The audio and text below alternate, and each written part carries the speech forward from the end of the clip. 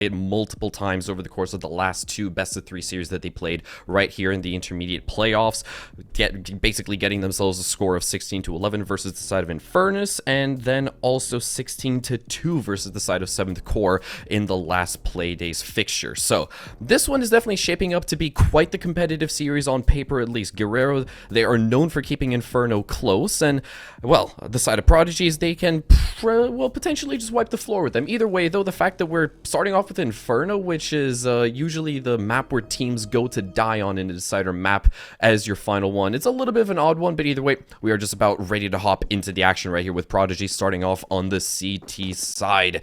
Opening pistol, going to be a crucial round.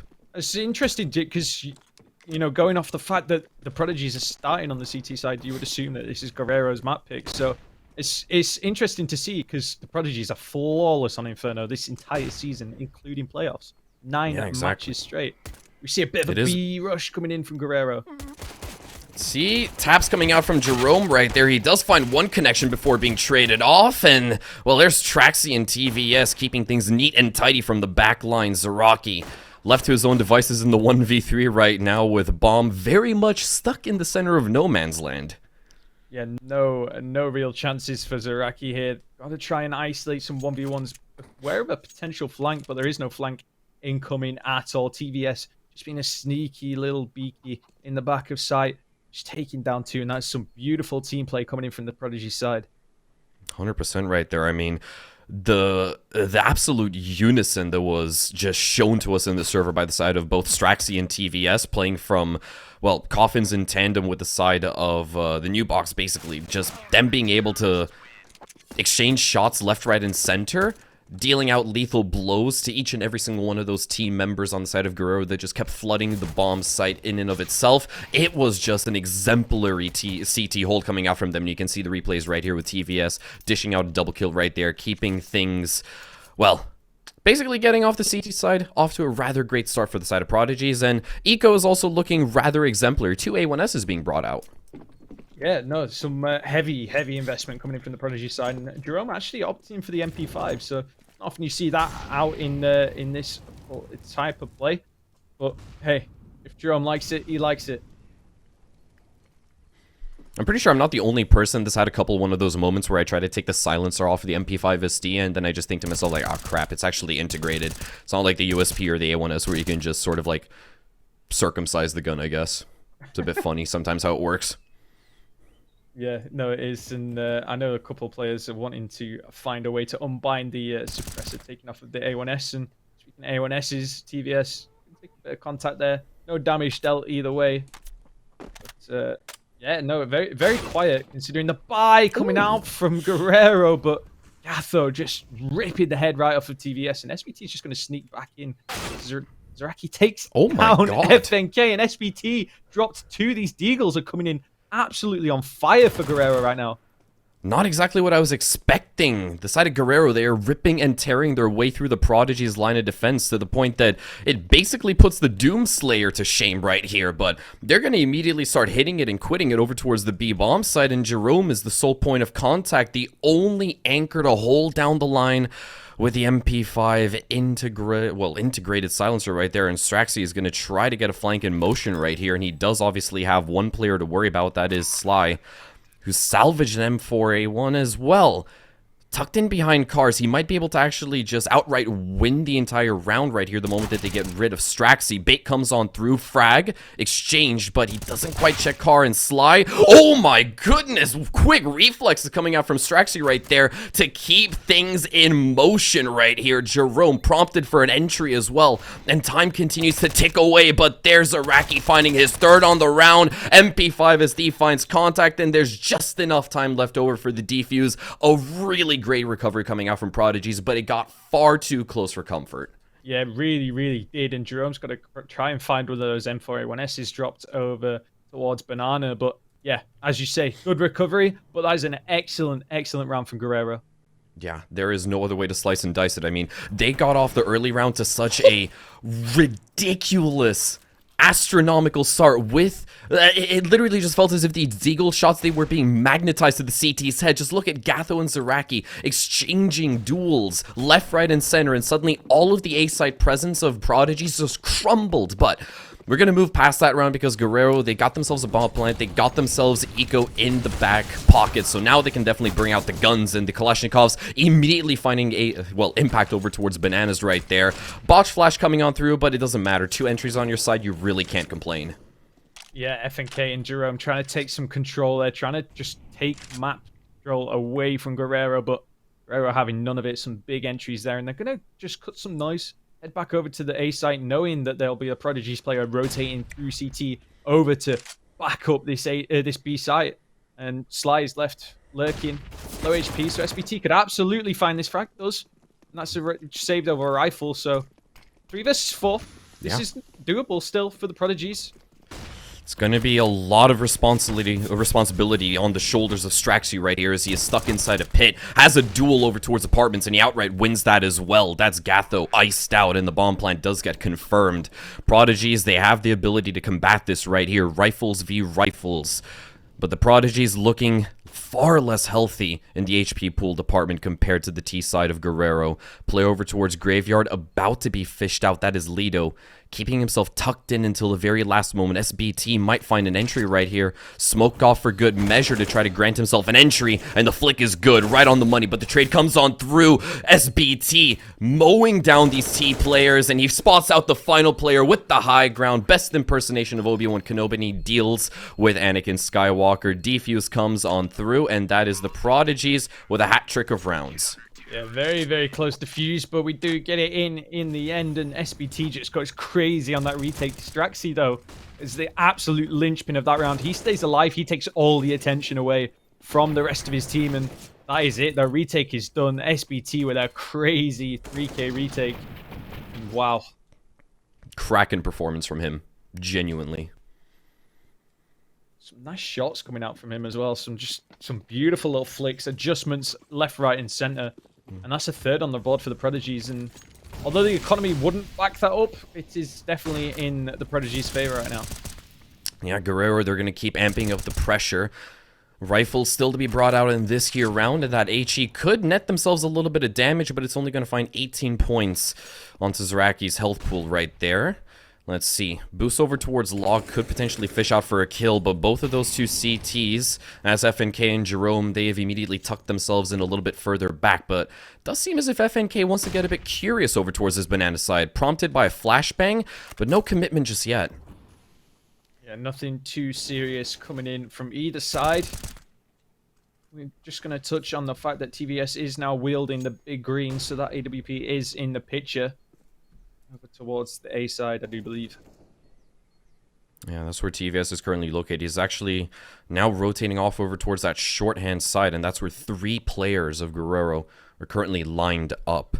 Does seem as if they're relatively low on util, though. They're relegated to simply using 1 smoke and 2 flashbangs to get this execution in motion. And if SBT wins this one out, which he simply doesn't, it could have gone horribly wrong. But TVS delivers with the AWP, prompting us with only 30 seconds left for Guerrero to get a bomb plant. Guerrero have to go A here. They have no other option. CT is not viable with the time left on the clock, and it is going to be Straxy. He's going to be taking these fights out towards long. Nothing to do. TVS just got to stand fast in the middle of the site, and he does take down 1. So Straxy and TVS have done everything they could, and FNK will close things out, and that's a 4th, and that's a beautiful site hold for the Prodigies. Yeah, really, really good trade-off coming out from TVS as well, because SBT, I do feel like he got a little bit overly ambiguous over towards the top of mid right there, going in for a very dry and naked peek without the support of any kind of flashbangs, and he did go down as the first player, but TVS was quick to respond with the AWP before actually going back down over towards Ninja. And overall, it was a really, really good hold. Guerrero, they did find some kind of space, some kind of real estate to work with over towards that Arch's side, but Straxy holding it down from all the way inside of Banana just played it exemplary. And speaking of exemplary plays, there's Sly finding yet another dirty deagle shot. That's the AWP taking out the hands of TVS, but Jerome does recover it, keeps it out of the hands of Guerrero. You know, you don't want that AWP falling into the opposition's hand, because on the buy that they're on, like, the situation that they're in, that could absolutely change the tides right here. They do clear out brackets. So that is all the control that Guerrero could want. They just need to get this execution on. Yeah, I'm starting to get a little bit nervous. I mean, if we're gonna start having flashbacks over toward round 2 and the kind of damage that Guerrero could deal with those deagles, then we might be in store for a very, very similar turn of events right here. There's Zaraki immediately just piercing the head of FNK, and there's SBT getting himself a triple collat before Sly somehow trades it back by 2.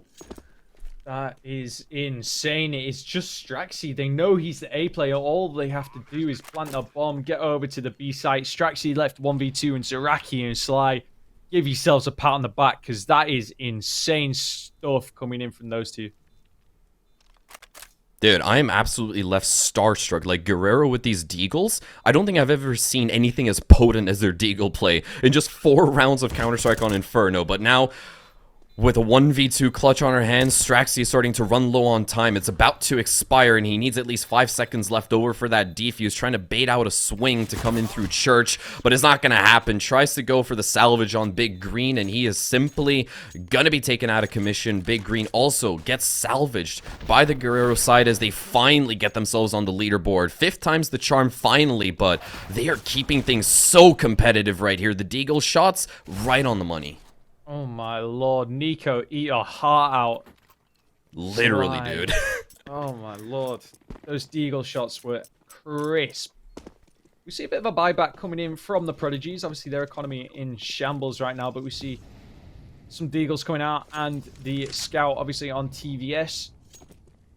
But just, what can you do in that situation? All it is just the opposition just hitting shots. I mean, but realistically, the only thing that you can do is, like, get yourself a totem stack going up. Just have, like, 4 players with their deagles stack up on top of each other's heads, sit on short, sit on long, and catch one of the odd souls that just happens to ponder and get a bit too curious. That's, in my opinion, the only realistic thing that you can do. But that scout, unless you're hitting headshots, you can't really hope for a whole lot, sadly. Yeah, not a lot that you can do, not a lot that you can answer for in that situation, but we'll see. We'll see what the Prodigies can do to bounce back into this one, because as deadly as Guerrero's deagles are, Prodigy aren't slouches either. No, let's hope that they can, well, mix in a little bit of that Guerrero formula into their own deagle play right here. Flashbangs, a rain of that being actually tossed on through, but it's Zaraki to find first contact onto FNK. And sadly enough for TVS, he can't quite combat that angle. Blocked off by smoke, and Zaraki's going to occupy the deep bomb site. Takes up an elevated position as well, and the bomb plan surely to go down over here. And the Prodigies might not be willing to combat this at all. I think this might be a safe call just to hold on to the armor, hold on to the deagles. It is an investment of about like $1,700, something like that. They might be able to catch Gatho off guard, and if they do, that's an AK in their hands, but they have to go hunting for him, and I'm not sure if they're willing to do that. It doesn't look like they are, but Gatho's playing the safe game, gonna run back under Mexico and try regroup with the squad and hold down mid. And that's a very, very clean round from Guerrero.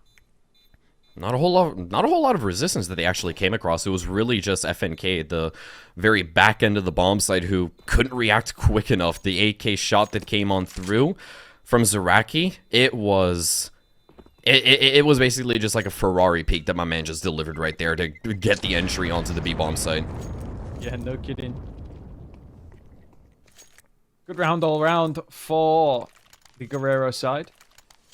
And the Prodigies will nurse their economy as much as they can to try and buy back into this one. But yeah, not a lot to be said and done there for the Prodigy side. We'll see what they can do in the following round. Yeah, they are going to have to eco once again. Yeah, it is double eco territory.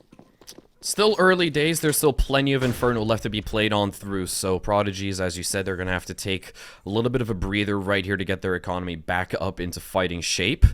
SBT willing to flash Straxy in towards that lower app side, and it's good, but there's no one on the receiving end, sadly enough. Zaraki not willing to peek that, but SBT wanting to take matters into his own hands right here, and he might find the odd player exposing their head. There's Gath, though, as we have to wave goodbye to him, and he decides to overstay his welcome, finds some chip damage onto DX7, but other than that, not a whole lot. And Zaraki, well, he'll find Straxy, caught with his pants around his ankles, and that is Sly, being the secondary player on the side of Guerrero to be felled, and an AK-47 now recovered as well.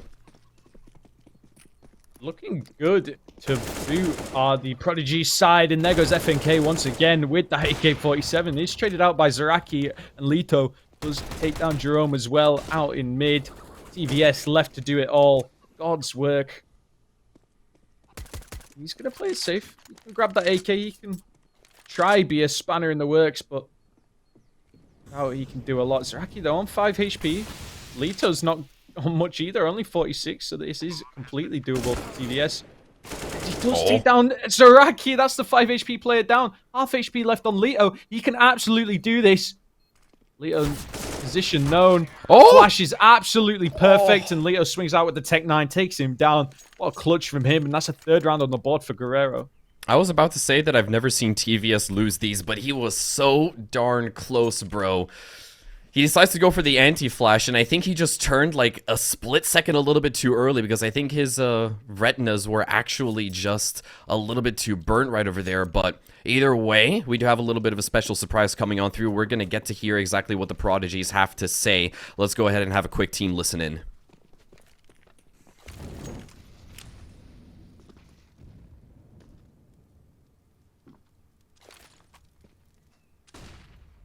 I don't see him. He jumped over his old boost. I was talking. Let's take out. Actually. Let's take out. Yeah.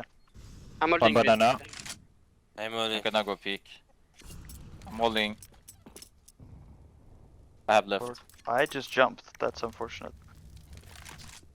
I'm gonna do one way, okay? Alright. Yeah, I'm falling go back. back. Later, Okay, you flash. don't need it. Okay. Oh. I'm going B. I'm going B. Okay, I'm staying. No. I'm watching mid still. I'm smoking apps. I'm gonna come to you. Where was They're he on not, B? they're not pushing, they're not pushing. They're behind the smoke. Okay. I would Hopefully go can rain. hold you on mid. Yeah. I will be smoking. Right, I'm gonna take. I mean, if you could. I'm on they rain. smoke TT. Holding. Right, you will flash me on mid, Straxy. Flash? B. B. B. Flashing? B. Flashing over triple. Let's go Flashing double, over push fast. triple. They're pushing in B. Two, pushing in two, B. two pushing. Coming banana. Wall. In the smoke. You can save. One dead side. Up top dead. Planting. They smoked banana. Full one. Yeah, one pool. One pool. I've been CT spawn. Yeah, maybe. Yeah, it should be. Triple one. Triple. Maybe he's flanking you. Yeah, could be behind you, Tim. Yeah, behind me dead. One triple. Holding Yeah, right no side kit. triple. And no kit. Triple Just fall kit. back. Ah, we And beat up. back. Triple and dark. Triple and dark.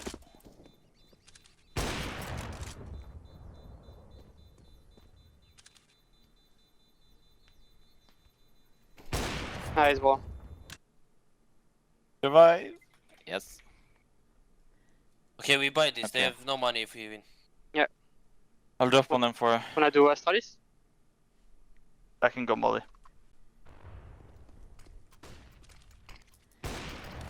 Really good stuff coming out from Prodigies right there. Even though they didn't walk away with the round, I am like really shocked and surprised just by how calm, cool, and collected they are, even when they're in a losing position and they're no longer in the driver's seat. Like in my matchmaking stacks, I would have been completely tooting my own horn right there. I would be screaming and shouting. I cannot keep my cool. Yeah, absolutely. That was really well played from the side of the Prodigies, but they can't quite push it over the line.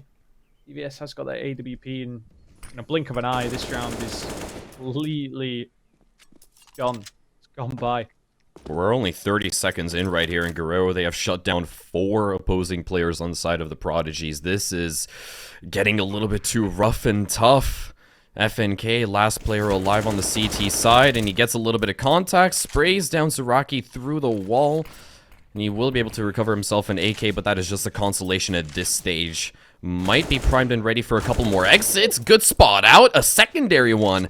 Okay, we might have to actually treat this one a little bit more seriously because a 1v1 on our cards, that suddenly became so much more doable. FNK running and gunning directly over towards the A side, but the AWP from all the way inside a library reads that rotation like a book. FNK gave it his all. The little CT that could, but couldn't get the job done, sadly. Unfortunate there for FNK. Gave it all his best and hit some crisp shots. Truly.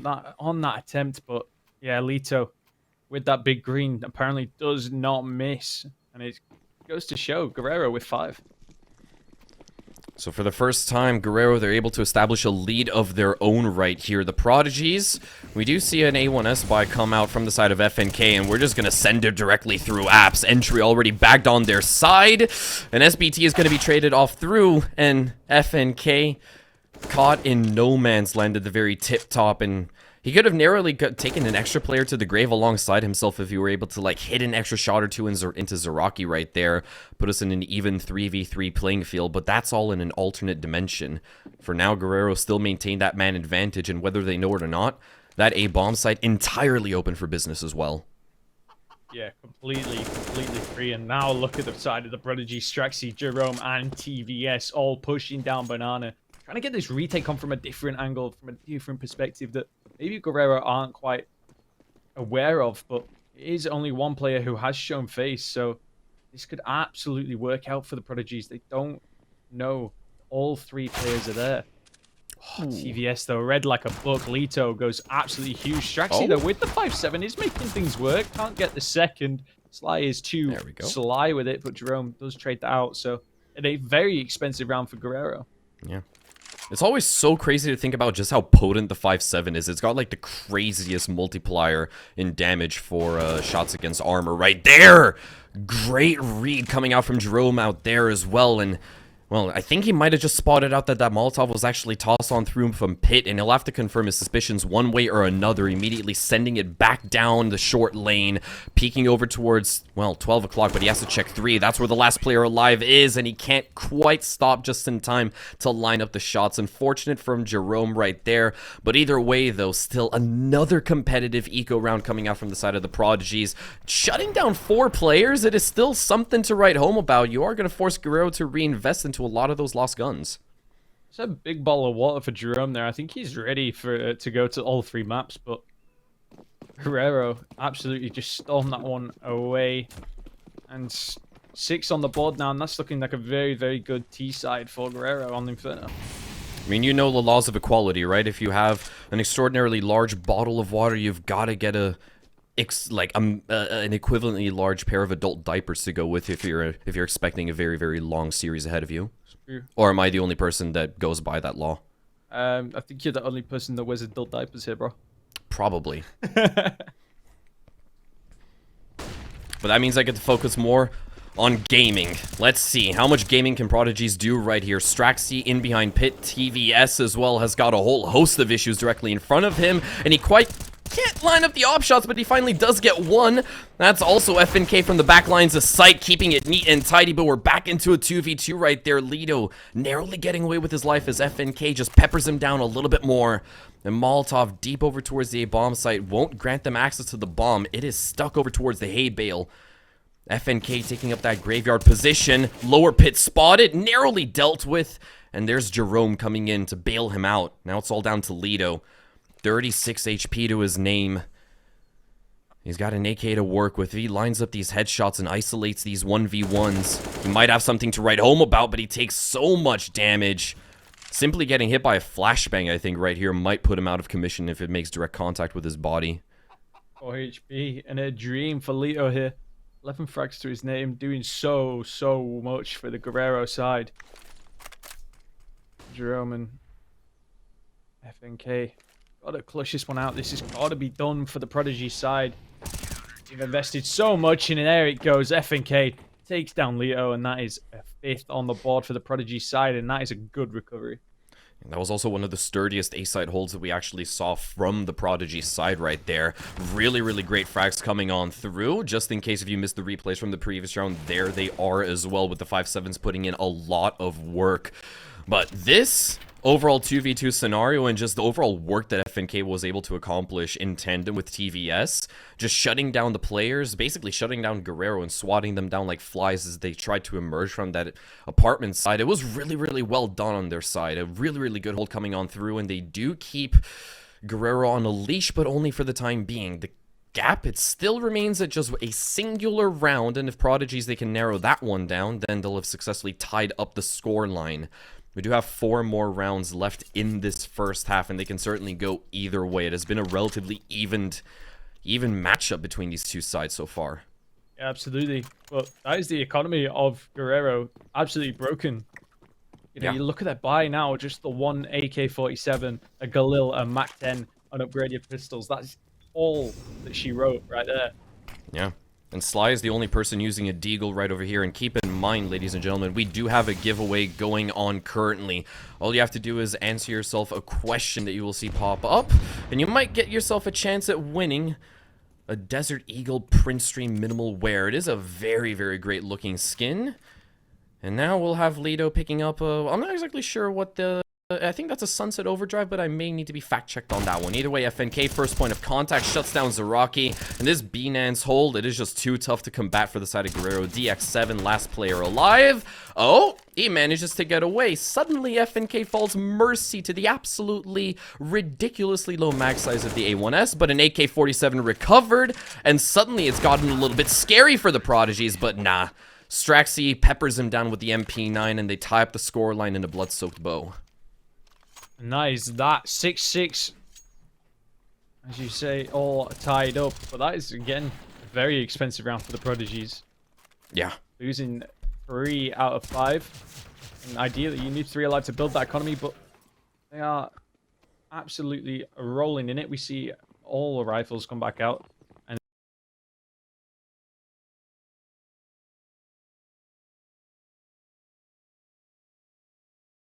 Prodigy side, TVS can't quite snap to the head of one of those players down by Mexico. Zaraxi plowing through the Molotov is going to get burned to a crisp. And he's going to also take some supplementary damage from the A1S. So far, Prodigy's doing a good job of keeping these T's of Guerrero at bay. That is a lovely one-way that Straxi's got working for him as well. In case if anybody decides to reveal their legs. Oh, okay. He realizes his mistake and just heads for the hills, tails tucked between his legs. Good recovery, Straxy. Yeah, no, I spoke about it earlier. That bind to, a way to unbind the taking them off the A1S silencer. He does accidentally press mouse 2, and that is it. He has to run for the hills, as you say. And I don't think there is a lot left in this round. I'm gonna shut my mouth because Leo's come up with 2 massive kills with the Glock. SPT will finally clean them all up, and 3 alive for the Prodigies. Not the end of the world, but that is a pretty good round from Leo, to be fair. Yeah, I mean, I don't know what it is about you, but Lido just made it look so easy right there with the Glocks. I mean, like, they are basically pea shooters, especially when you're going up against fully armored CTs. There is, like, no chance in hell you deal more than 20 damage, even if you unload your entire mag. And the fact that Lido was able to shut down not 1 but 2 players right there with the Glicky Glock, that's an exemplary performance right there. At the end of the day, it's only 2 rifles that the Prodigies do have to reinvest into, so it's not the worst bit of eco damage dealt. Log player is going to get burned to a crisp, and TVS narrowly missing the shot, but he's got a flashbang to prompt another swing on through. Nobody to peek out just yet. Narrowly gets the pixel shot as well, and he's going to go in for seconds. TVS finally delivers and gets an entry. Yeah, really, really good stuff there coming in from Lito. Sorry, from TVS, but I does get that trade on the Molotov. Okay, recovers that AWP. And yeah, it's very, very quiet across Inferno right now. Yeah, exactly. Silence has fallen upon the rolling hills of Tuscany just for a little bit longer. FNK just dancing around the fountain is waiting for some kind of strategy to be revealed from the Guerrero side. A flashbang tossed on through, CT smoked off, and there's no way that TVS can combat this whatsoever. Gatho shuts him down, and now the A-bomb side, or the B-bomb side, excuse me, once again open for business. And you can see the Prodigies, they are not willing to test their luck with this one in any way, shape, or form. We've only got one more round left over in this opening half, so they want to keep those A1Ss alive for the very, very final round, the conclusion of this first half. Yeah, very, very good penultimate round coming in from Guerrero, and obviously the Prodigies want to keep those rifles alive to bring them into the final round. Not a lot to be said or done there. Very, very, I'm not going to say boring. It was just a very unentertaining round for all things considered. The trades going back and forth, but ultimately dropping higher round, and I very much keeping as many CT rounds, CT plays alive as you can, because the economy changes just absolutely ruin you. Yeah, and that's been the story for, well, a lot of modern day CSGO in recent memory, just falling victim to the CT economy. It is never going to be a fun day in any way, shape, or form. But now we are going to move into the final round to see exactly who ultimately wins out the half. The opportunity for both of these two squads to pick up an 8th, certainly ripe. Yeah, absolutely. Absolutely. You're looking to take the lead into the second half, ideally, given how tight it is between both these two teams. Guerrero looking strong, Prodigies also looking good to boot. TVS is going to get a little dink out onto Gatho before falling back. Yeah. He did get stuck on a little bit of geometry right there, but I think he's going to go in for another repeat. The flashbang is good, and he's also good for just one frag, but Lido is quick to trade it back and keep things level. Yeah. Fair trades coming in, and that is ideal. The Guerrero side want to keep, even if not in your favored numbers, especially on that T side. Just look at the control that Guerrero have got right now. Absolutely all the A side control that they want, but SPT's just walked through the smoke. He gets picked out. What was that from Zeraki? Oh, because Zeraki was on site. I thought they were flying through the air. Same thing here. I thought he just hit the wackiest, like, Superman mid-air shot right over there, but turns out both of our eyes, or all 4 of our eyes, they were basically just playing tricks on us, sadly enough. But either way, that is the side of the Prodigies outright winning their last CT round. Both ways, it can go towards either side the second half. Yeah, really could, but the Prodigies are not by any means slouches on their T sides. You know, there's a reason they are completely undefeated on Inferno, but then again, so is the Guerrero gaming side. Indeed. So we do have some util to work with for the Prodigies. Fair few amount of flashbangs, 2 smokes as well as a Molotov, so it seems as if they're going to try to get some early banana control, but that is going to be hotly contested. Do see a triple stack over towards that B-bomb side for the CTs, with 2 playing up close and personal towards half wall, and Lido's going to go full Tomb Raider mode as well, trying to do his best impression of Lara Croft. And he'll find contact in just a couple of seconds the moment that these Prodigies players start to turn the corner. And it might get rough and tough. There's the first headshot to line up, but it's going to be traded off by FNK, keeping things even yet again. And they're willing to commit potentially, at the very least trying to force Gatho out. And they do force him off, isolate him, and now they've got their sights set over towards Zeraki, who's trying to head back for the hills towards CT. Yeah, Zeraki on the retreat, absolutely on the back foot, but look at the control being taken from the Prodigies right now, all up and close. Jerome going to take contact with Zeraki with these Julies picked up from the Guerrero side, and it is going to be 2 to try retake from the Coffin side. And they push, here they go. Jerome takes the first scalp. That is Zeraki taken down. DX7 next to drop. SBT looking hot to drop, and it is just Sly left 1 versus 4. Can definitely happen, but not in this particular universe. Those dualies just proving to be a little bit too strong right there. Farming for kills, basically, and also farming cash for the side of the Prodigies. On top of the fact that they got themselves a bomb plant down, it means that they can force up to their heart's content right here. I think a couple of players have got enough to actually warrant an AK buy as well. So their ultimate armory firepower is just going to be, like, blasting through the roof, to the point that if you're a fan of the side of Guerrero Gaming, you're thinking to yourself, what can they potentially do? Well, they can invest into Deagles, and we've seen exactly how much havoc they can wreak with these in earlier rounds of that first half. Could potentially be scary for the Prodigies to go up against. Very, very scary for Jerome, especially taking down to 50 HP immediately off the back of the HE. And yeah, that's a close quarters Deagle shot to the body, and he's done for. Yeah. Smoke off over towards CT. Flashbangs being tossed on through TVS. Aye. Close but no cigar, laddie. Yeah. Zaraki taken down to 19. Yeah, he's going to be thanking his lucky stars that he's still alive in this one, honestly.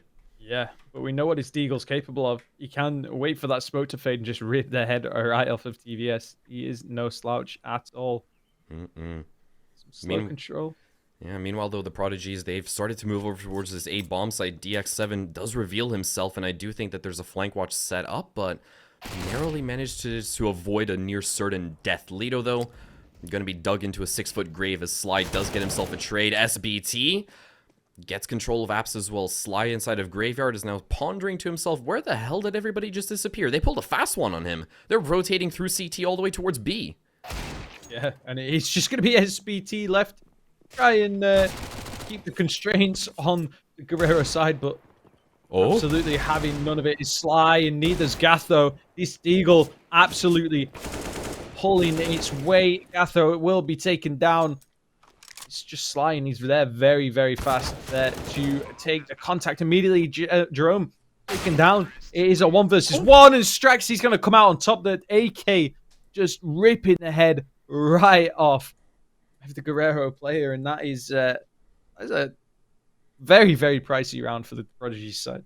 Yeah, it is. I mean, don't get me wrong. It was really, really well played in the eventual execution, rotating through the library side to go all the way back through the CT side to eventually go for a B plant. But yeah, it just got a little bit touch and go, as per usual. That has been the main storyline for the Prodigies on their Inferno side. Sure, they're eventually walking away with the majority of the round wins, but it just hasn't been all too comfortable either way.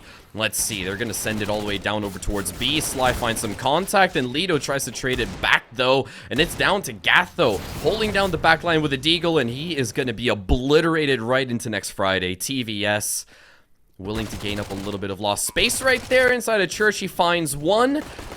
And that's Zaraki going to repent for his own sins as TVS cleans things up on janitor duty, mops them straight up as the Prodigies, they have extended their gap all the way to 4 rounds. That's a huge round for TVS because he has got the Mac 10, so that's a lot of money gained from the previous round. That was a lot lost. But yeah, no, another solid round for the Prodigies. Taking them up to 11. Guerrero yet to answer, really. And I believe in this round, we are just going to kick it to comms and see what the Prodigy side is saying. They have buy now, though. So... All molly sandbags. They force, I think, again. You think? They force pistols. 1 nade mid. They Flashing? follow Okay, don't fuck. go, fuck it, don't Blind. go. He's half out. Sandbags one. Sandbag. I'm blind. Go. Got one sandbags. Only one B, smoke city, I'm smoking right, let's go. He's Hit 50 up, 50 up. There's one side now. Cancel. Okay, fuck. Oh, we lost the bomb, take the bomb in the smoke. You can take it. Yeah. Okay, what shoot you? Stay banana, guys. Stay all banana. I'm going to do pressure on mid. 1 second Okay. mid. And then we'll execute B at the end. Yeah, wait, Jerome, drop me your flash. Just Okay, wait, yes, guys. I could pop you guys in play after. anti. Yeah, I could pop Let's you hold guys corner, in I after. play I play well. I play well. I Yeah, have you need full to staying spot on. though, we need to spot someone. Yeah, I'm spotting. Doing pressure on mid. I have Molo smoke. I'm out mid. I'm gonna lurk. We can If start you doing want, we something on can B. exec here and you can take Yeah, that. exec on B. Just go Smoke exec. CT, I'll smoke ruins. Smoking ruins. I can throw 1 flash. I have 1 more flash. Dead yo. Let's walk back, Okay. walk Too back. short on A. Okay, Okay, Only okay. one. Nolan on B, guys. I'm pop flashing. Only up. Flashing 1 CT roof. Check Careful boost, behind check your boost. team. Yeah, I think they might be behind. Yeah, 1 behind banana already close. Both. Two. Dead. One Dark, more. dark. Dark. Nice try, boys. Okay, so he is alone, he's playing dark. Yeah. I need 1 drop. I can drop. They have shit. Unfortunate round there for the Prodigies. Guerrero finally getting their first scalp of the half, and it is all down to Zaraki there. Backside, just playing the absolute linchpin of that round, and it could have gone either way right there. Yeah, it was a really, really great hold coming out from him as well, ultimately ending up in the double kill. But what I really, really loved was the mid-round adaptation coming out from the Prodigies. And obviously, SPT had a little bit of luck as well, just sort of pouncing through the smoke and catching the AWP of Guerrero at a very, very awkward timing as well. And you thought for a second that maybe with the man advantage on their side, they could have made that B exec work. But as we saw, Zaraki, not even just built different, man's constructed alternatively. Now we see a big A-pop coming in for the Prodigy side. It's TDS going to open things up, and Zaraki and Sly are going to clean up. It is just all in the space of 5 seconds. Gone down to a 1 versus 2. Make it a 1 versus 1. FNK taking down Sly. Gatho left MP9 in hand. Has got to try and pull this one out of the bag, but FNK is going to start playing mind games. And Gatho was actually willing to bite. He might go for the swing at just the wrong moment here, but nah, the MP9 actually gets impacted and he's only peppered down to about half HP. MP9 coming in clutch right there for Guerrero as well. And aside from the fact that there was an entire bloodbath taking place over towards the top of mid and short, I was not expecting Guerrero Gaming to have put up that much of a fight, especially with the pop flashes coming on through, but crossfires were well established and they kept things as neat and tidy as possible, setting the scoreline up to, well, 9-11 as things stand right now. The Prodigies, for the first time in their T-half, they're going to be relegated to simply using upgraded pistols, and that's where things start to get a bit more dodgy for them. Guerrero, they have the opportunity to continuously extend some sort of lead right here. Where things get more fun though, because name me a more interesting round than Tech9's charging you down. Lito eats a 9mm Parabellum straight to the mouth. The X7 left all alone on this A site. Oh, does take down 2 though, and Sly chimes in as well with the MP9. What a huge round from Guerrero. SBT left 1 versus 3. 2 the players are low HP though, so this is winnable. First goes down. Zaraki eats it. 1 versus 2. SPT got to get the plant down. That's some good money for the team. Very much so. And with the salvaged A1S, he can definitely give Guerrero a run for their money right here. Sly is going to be the first issue that he has to deal with because he's so low on HP. But the lineup comes through narrowly for SBT. Gatho quick to respond, quick to react right there. And for an anti-eco round, Guerrero, they narrowly got away with it by the skin of their teeth. The Prodigies, with nothing but measly Tech9s to work with, they certainly gave it their all and almost rails victorious right there. Lido, I'm going to have a word with him after the matchup because that right there is one of the main reasons why you never invest into the FAMAS. Never trust French weaponry. Yeah, absolutely. When you make sure that when you buy it in-game, you ask for the receipt because 9 times out of 10, you will want to return it. We're going to go into a comms round real quick, folks, so we'll see what they're saying. What the? Molly there. Taking banana. Don't see anyone there. picking. Our remote. Molotov mid. One is short. I have one way. I'm holding it. Gonna You go flash through. above me, someone? I can I flash. don't have. Let's chill for the smokes to be over. I can flash 147 Okay, flash. no, just chill. I have no step Come to enough. us. Maybe they're on setup. Guys, they have no op. Okay, listen, we take car, we clear car, and after we go back and split A from long. We could let me search B with the op, search city. I'm close wall. Don't see anything let's- mid. I'm coming let's with clear Okay, it, they blocked clear on A. They smoked up. Play anti, play anti one. Wait, okay guys, I'm coming close. I'll pick city. I'm city. clearing up. Bomb is far Yeah. away. I'm gonna pick city. Holding city, holding city. He's not I'm eagling. gonna go get the bomb, guys. Okay, Yeah, I mean then boiler. we can go B together after you Okay, come I with the think- bomb. I'm gonna Then check close Keep wall. holding. Okay, then I hold city. I didn't see close wall. I'm holding city again. You can just contact when he's coming back. So. Mid setup, mid setup. Timing. Okay, now. I'm smoking city. I'm smoking city. Ruins. Coughing, Flashing coughing. Watch one out, seed city, boost. Watch out, flashing seed one boost. city. Coffin still. I'm blind. Coffin, dead. Triple, One triple. triple, guys. Okay, I'm staying banana. Second, Great. second. Dead Nice. banana. Multi default. Again, banana. One more banana there. Nice. Assist zero per normally. Okay, I'm in ruins. City, city, city. Is I'm city? close ruins already. Go kill him, Jerome. Can you shoot? Yeah, you got this. Go kill him. He's Where is city. he? I'm City. flashing deep left, Jerome. Flashing deep left. Pop. I'm Wait, banana. I don't see him. He's going to save. Holding arch. Don't die, guys. Sure, you saw him, CT? Yeah, save CT, yeah, save CT. Yeah. I need drop, so don't die. Yeah, I can drop next. I think I need to be closer here.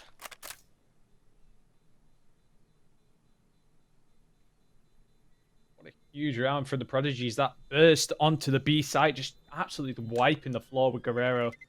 And there you go, Lito, the one left alive, the one that got away. And some clear, very clear, concise comms, and what a huge round from TVS there. Yeah, TVS really delivering with the AWP, keeping things and keeping the Guerrero gaming side at bay during the retake. I also really want to point out that FNK did a brilliant job of IGLing the team and really being the brunt of the spear, leading them to victory right there. Basically just laying down the entire strategy for the entire side of the Prodigies to execute, and it worked out splendidly as well, making sure they had all of their bases and all of their, well, boxes off the checklist entirely checked off. You know, watching the potential rotate come in through CT, the info was also right on the money as well. They basically read into a lot of those positions that Guerrero were trying to utilize almost pitch perfectly. Like, keep in mind, one thing that a lot of people don't realize is that, you know, even if you don't spot one particular person in one particular position, that's still information gained because you know where the CTs are not hiding, and then you can just slowly, like, figure out where they're hiding, isolate some positions, and it just worked out really, really well for a BXAC right there.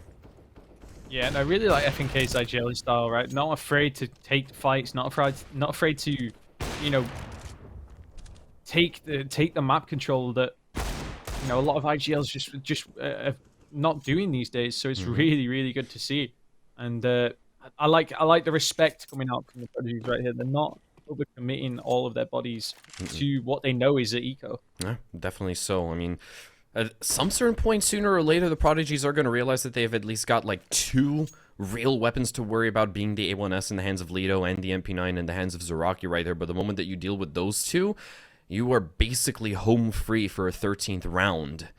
They just got to get the right pieces of the jigsaw puzzle in place, and then they can string together yet another round. So Lito's going to actually smoke himself off right there just to buy himself a little bit of extra time. A potential CT rotate to come on through as well. And that's Gatho starting to make his way over. And now the flashbangs, they are primed and ready. This powder keg of a round is bound to explode. And here we go by the looks of things. Or not. Nope, the Molotovs go, and I think now they're just going to slowly creep their way forward. Yeah, all the utility perfectly in place, but so is Leo. Takes down SBT, but immediately is traded by Astraxi. And that is a beautiful entry. And that is it. I think that is all she wrote. I doubt that Guerrero are even going to attempt to retake here. Yeah, Look at them. You know, they're too far away from the action, and the Prodigy, they've been basically keeping up with the economic state of Guerrero Gaming's CT side right over here, so they know full and well that Guerrero only have Deagles to work with, and they certainly don't want to get slapped in the face across by some PTSD from that first half either, so they're not going to be challenging these CTs and actually going for the hunt. They are just going to quickly evacuate from that B-bomb site and reside within Banana. But the question is, are they going to lock horns with Guerrero? Probably not by the looks of things, although they are just a couple of meters away from each other. All that really separates these two squads is just a couple of 90-degree turns, but that is round number 23 completely concluded, and we have the Prodigies finding themselves 2 rounds away from map point, 3 rounds away from taking an entire map all to themselves and setting the scoreline at 1-0. Yeah, I think Guerrero are probably going to be wanting to use Scope GG to analyze that round, go back and rewatch what they were doing. And yeah, no, they are going to be on a, once again, an eco round. The MP9 saved over, so that is going to be devil's advocate in this round. And of course, those Deagles, we know that they're deadly. Yeah.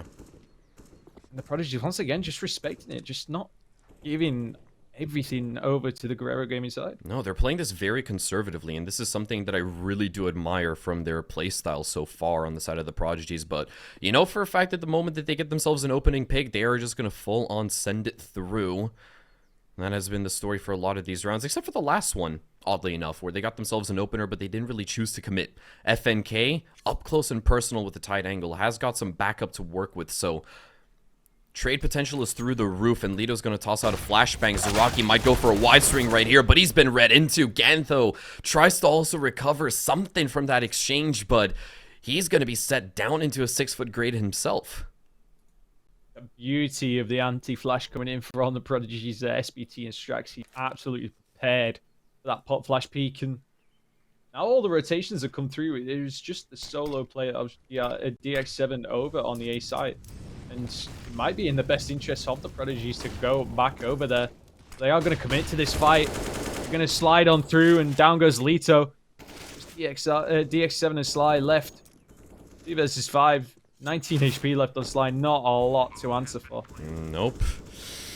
He can get caught out at any single moment, and DX7 is hoping that one poor soul might wander into his crosshairs right here. We've obviously still got Jerome basically on the opposite side of the map on the lurk right here, and I think he's just keeping himself tucked in behind apps. There's DX7 finding one exit, and he's going to try to shoot that AK all the way over towards his teammate Sly to be recovered, and he could potentially actually piece that one together, and we do obviously have TVS watching that angle with an AWP. 8 seconds left, no ninja defuse in store for us either, but the CTs of Guerrero, they get away with a salvage and stolen AK, so that is definitely going to be a boon in their favor, but they're starting to run out of opportunities as the Prodigies only need 2 more rounds to close this one off. Yeah, they do, and Jerome just sat in the same position all round. They're not needed at all, and yeah, no, a huge round from the Prodigies to take them up to 14, and they're just going to dip into another comms round real quick to see how the vibes are in the camp. They have They will buy. Yeah, Mihai, can you throw the sprout smoke? I'm not gonna go on it, just throw Yeah. it this round, okay? Yeah, I'll lunge. And we condition them. Okay, Up long. peek to top. They failed Molly Banana. I'm I gonna can flash the go up long TVS and you pick him. Guys, only one Yeah, Molly. wait. They Watch will out. deep ups. Watch out mid setup, guys. throw it. Flashing long. Holding corner. He could I'm be only Molly on the short, roof. I mean. I'm Yeah. only. I'm flashing 1.5 full there. Nothing on top. Okay, Taking can you hold short for us, TVS? Yeah, I'll hold short for you. I'll do me Please to be do- smoke, just yeah, hold Holding do it. short. Pushing should be ups. arch, I'm gonna flash bounce. They smoke ups. Yeah. Flashing. Straight I to double feel pick there's a speed. gap on the right. Oh, fuck. Oh my god. I can smoke 3, library. 2, 1. Let's try to Taking wrap. speed. Okay, freeze there in I'm A. doing lock smoke on A. Do it. I'll do speedway. They smoke me ups again. I Yeah, will we go can. library. Yeah. Wait, I'll show myself first B and we finish A split. Keep holding in position. City dead. Nice. I think only 1B. City up. Okay, 2 2B, 1B. 2 1B. I'm smoking Just pit, retake. so Just it's retake. useless. Probably Yeah, one just split split. Yeah, they shouldn't have walked. That's my on smoking pit, you Aiden. can't do anything with it. Yeah, city up, I'm gonna kill. Dead. Nice. Oh, no, I'm no, no. mulling towards pit there. Alright, just Watch finish out it. mini pit. I'm Should be flashing mini over pit, pit. guys. Flashing over pit. Maybe one Watch in the out. pit. Pop. Also, he said, should be mini pit or in the smoke. Headshot or in smoke. Mini pit dead. Nice. In the smoke. Pit. Smoke. I'm planning One safe. more. Planning From safe. banana, the other guy. Should be Yeah, from just banana. ignore him pit. Holding less. I'll molotov him. I got your molotov long him. guys, okay? Behind mid. Yeah, it's gonna be short. And headshot. I'm We on your can short pod. boiler with top. I'm or- holding your short. Yes up? Yeah, so. Okay, I'm not holding short anymore. Pit. Pit is low. Very plant. Okay, random. 1v1. Kinda for you.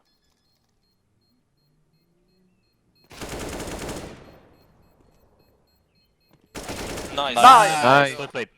Oh, round, I'm Mihai. so bad. What Good the job. fuck? I held Nice a shot, stupid Sebus. angle there. Holy shit. That was so dumb. Thank you. What a round. What a round for the Prodigies. What a clutch coming in from SBT there. Mm-hmm. Huge stuff. Yeah, really, really great. Keeping him, well, just keeping his composure right there. Heads are cool, and he does prevail at the end of the day in the 1v2. Did want to touch on TVS's very unfortunate exchange over towards the apartment side, because I genuinely felt like that first op shot should have landed onto the clay pigeon that was just in front of him, but Lito's op shot is definitely going to connect. TVS, sadly, I have to wave goodbye to him for this round, as the Prodigies, they've got a maximum of 5 match points to work with before they really have to start worrying about OT. All they really need is just 5 kills to nail down the coffin of Guerrero Gaming on Inferno right here, as they're currently lined up outside of that A-bomb site. SBT willing to get curious. DX7's on the opposite end, though. He's playing that tight angle on balcony. He needs to clear this out. He's just going to go straight for mini pit. He's aware of the player DX7. It is traded out by Straxy. Lito on point, hitting those AWP shots. FNK and Jerome hanging with a couple. They need to clear the site of Sly right there, and FNK just bangs him out. Gatho left 20 HP at MP9. Is there a lot to say here? I don't know. It's going to be a really tough one for him to string together. He needs a multitude of 9mm to just magnetize to these two Prodigies players' heads, and I don't really see that one happening either. FNK has got the bomb on his back, and he's over towards lower pit, so he needs to either lob that bomb like Tom Brady over to SBT or just go in for the plant himself. Either way, though, Gatho is keeping them guessing, and he's actually trying to face through the smoke. SBT spots him out, and there's the final frag to come on through for the Prodigies. They take map number 1, Inferno, 16-10 after putting up an absolutely wondrous T side right there, only giving away 3 rounds in total, putting up 8 of their own, showing us exactly why they are the Kings of Inferno right here within the ESEA Intermediate League itself. Great stuff coming out from them. Yeah, some huge plays coming in from the Prodigy side. And yeah, no, it started off in the first half as a very close matchup. Like both teams just fighting tooth and nail, trying to get the economy in their favor. But then it just seemed like the T side of the Prodigies was just miles better. Yeah, it really was leaps and bounds ahead of that side of Guerrero. And don't get me wrong, Guerrero, they still really had a great T side as well to show off like 7 rounds. I think a lot of teams, they will be more than happy with that at the end of the day. But still, though, their CT side did leave a lot to be desired, unfortunately enough. They had a couple of really bright moments, Guerrero, throughout the entirety of that opening map. I don't even think I have to repeat myself when I have to go back to all of those nasty deagle shots that they were hitting, because if they can continue to work in some of that magic into their gun rounds, then the side of Prodigies may have a little bit of a tougher time in our second map.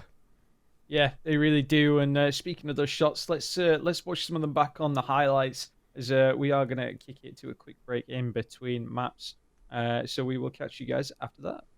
Welcome back, everybody, to the Prodigies. We're just about ready to go into map 2, but I mean, we're just waiting for it and Bob's. But yeah, we'll just touch on this matchup real quick, because we're going to Mirage. Yeah. And I mean, there's not really much to go on for either side here. No, Mirage is going to be relatively new and foreign territory for both of these two sides over here, but keep in mind, in case if you guys are just now tuning in, the Prodigies, they do hold onto that first map advantage after taking Inferno 16-10 right over here. Guerrero, they do have a little bit of experience on Mirage in recent memory, having played, I think, their first round of playoffs against an Inferus, but they didn't exactly get themselves a dub on Mirage. They lost out in that particular matchup 9-16, and this does also seem to be Guerrero's own map pick over here, so it's a little bit of a ballsy one. It might also just be a little bit of a comfort pick coming out from them, but either way, seeing exactly how the Prodigies are going to shape up on this particular one, and to my knowledge, I don't think they've also played Mirage all too much throughout the playoffs so far, but either way, we could potentially be in store for a very quick end to this best-of-3 series, or we could be in for a little bit of a bounce back. Yeah, no, absolutely. This is the Prodigy's first game on Mirage throughout regulation and playoffs, so it's going to be interesting to see what they can bring to the table. Of course, Mirage, a very puggy map, so everyone sort of knows it. I'm sure it won't be hard to throw something together. But yeah, no, it will be Jerome who will step out from a map 1, and it is Nolan who will be sliding in to the roster for this Mirage matchup, and I'm excited to see what they can bring. I'm excited to see what both teams can bring, because there is very little to go on for us to talk about.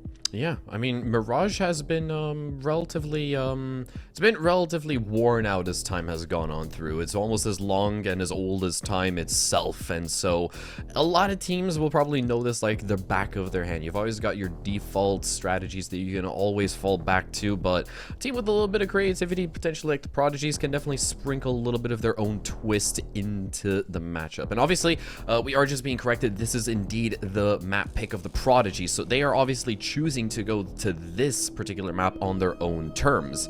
And given the fact that, as you stated, they haven't played this map a singular time throughout regulation and the playoffs up until right now, I got a feeling like they've been cooking up something for us in the back end. Yeah, no, absolutely. I imagine that FNK is going to have something up his enormous sleeves of plays.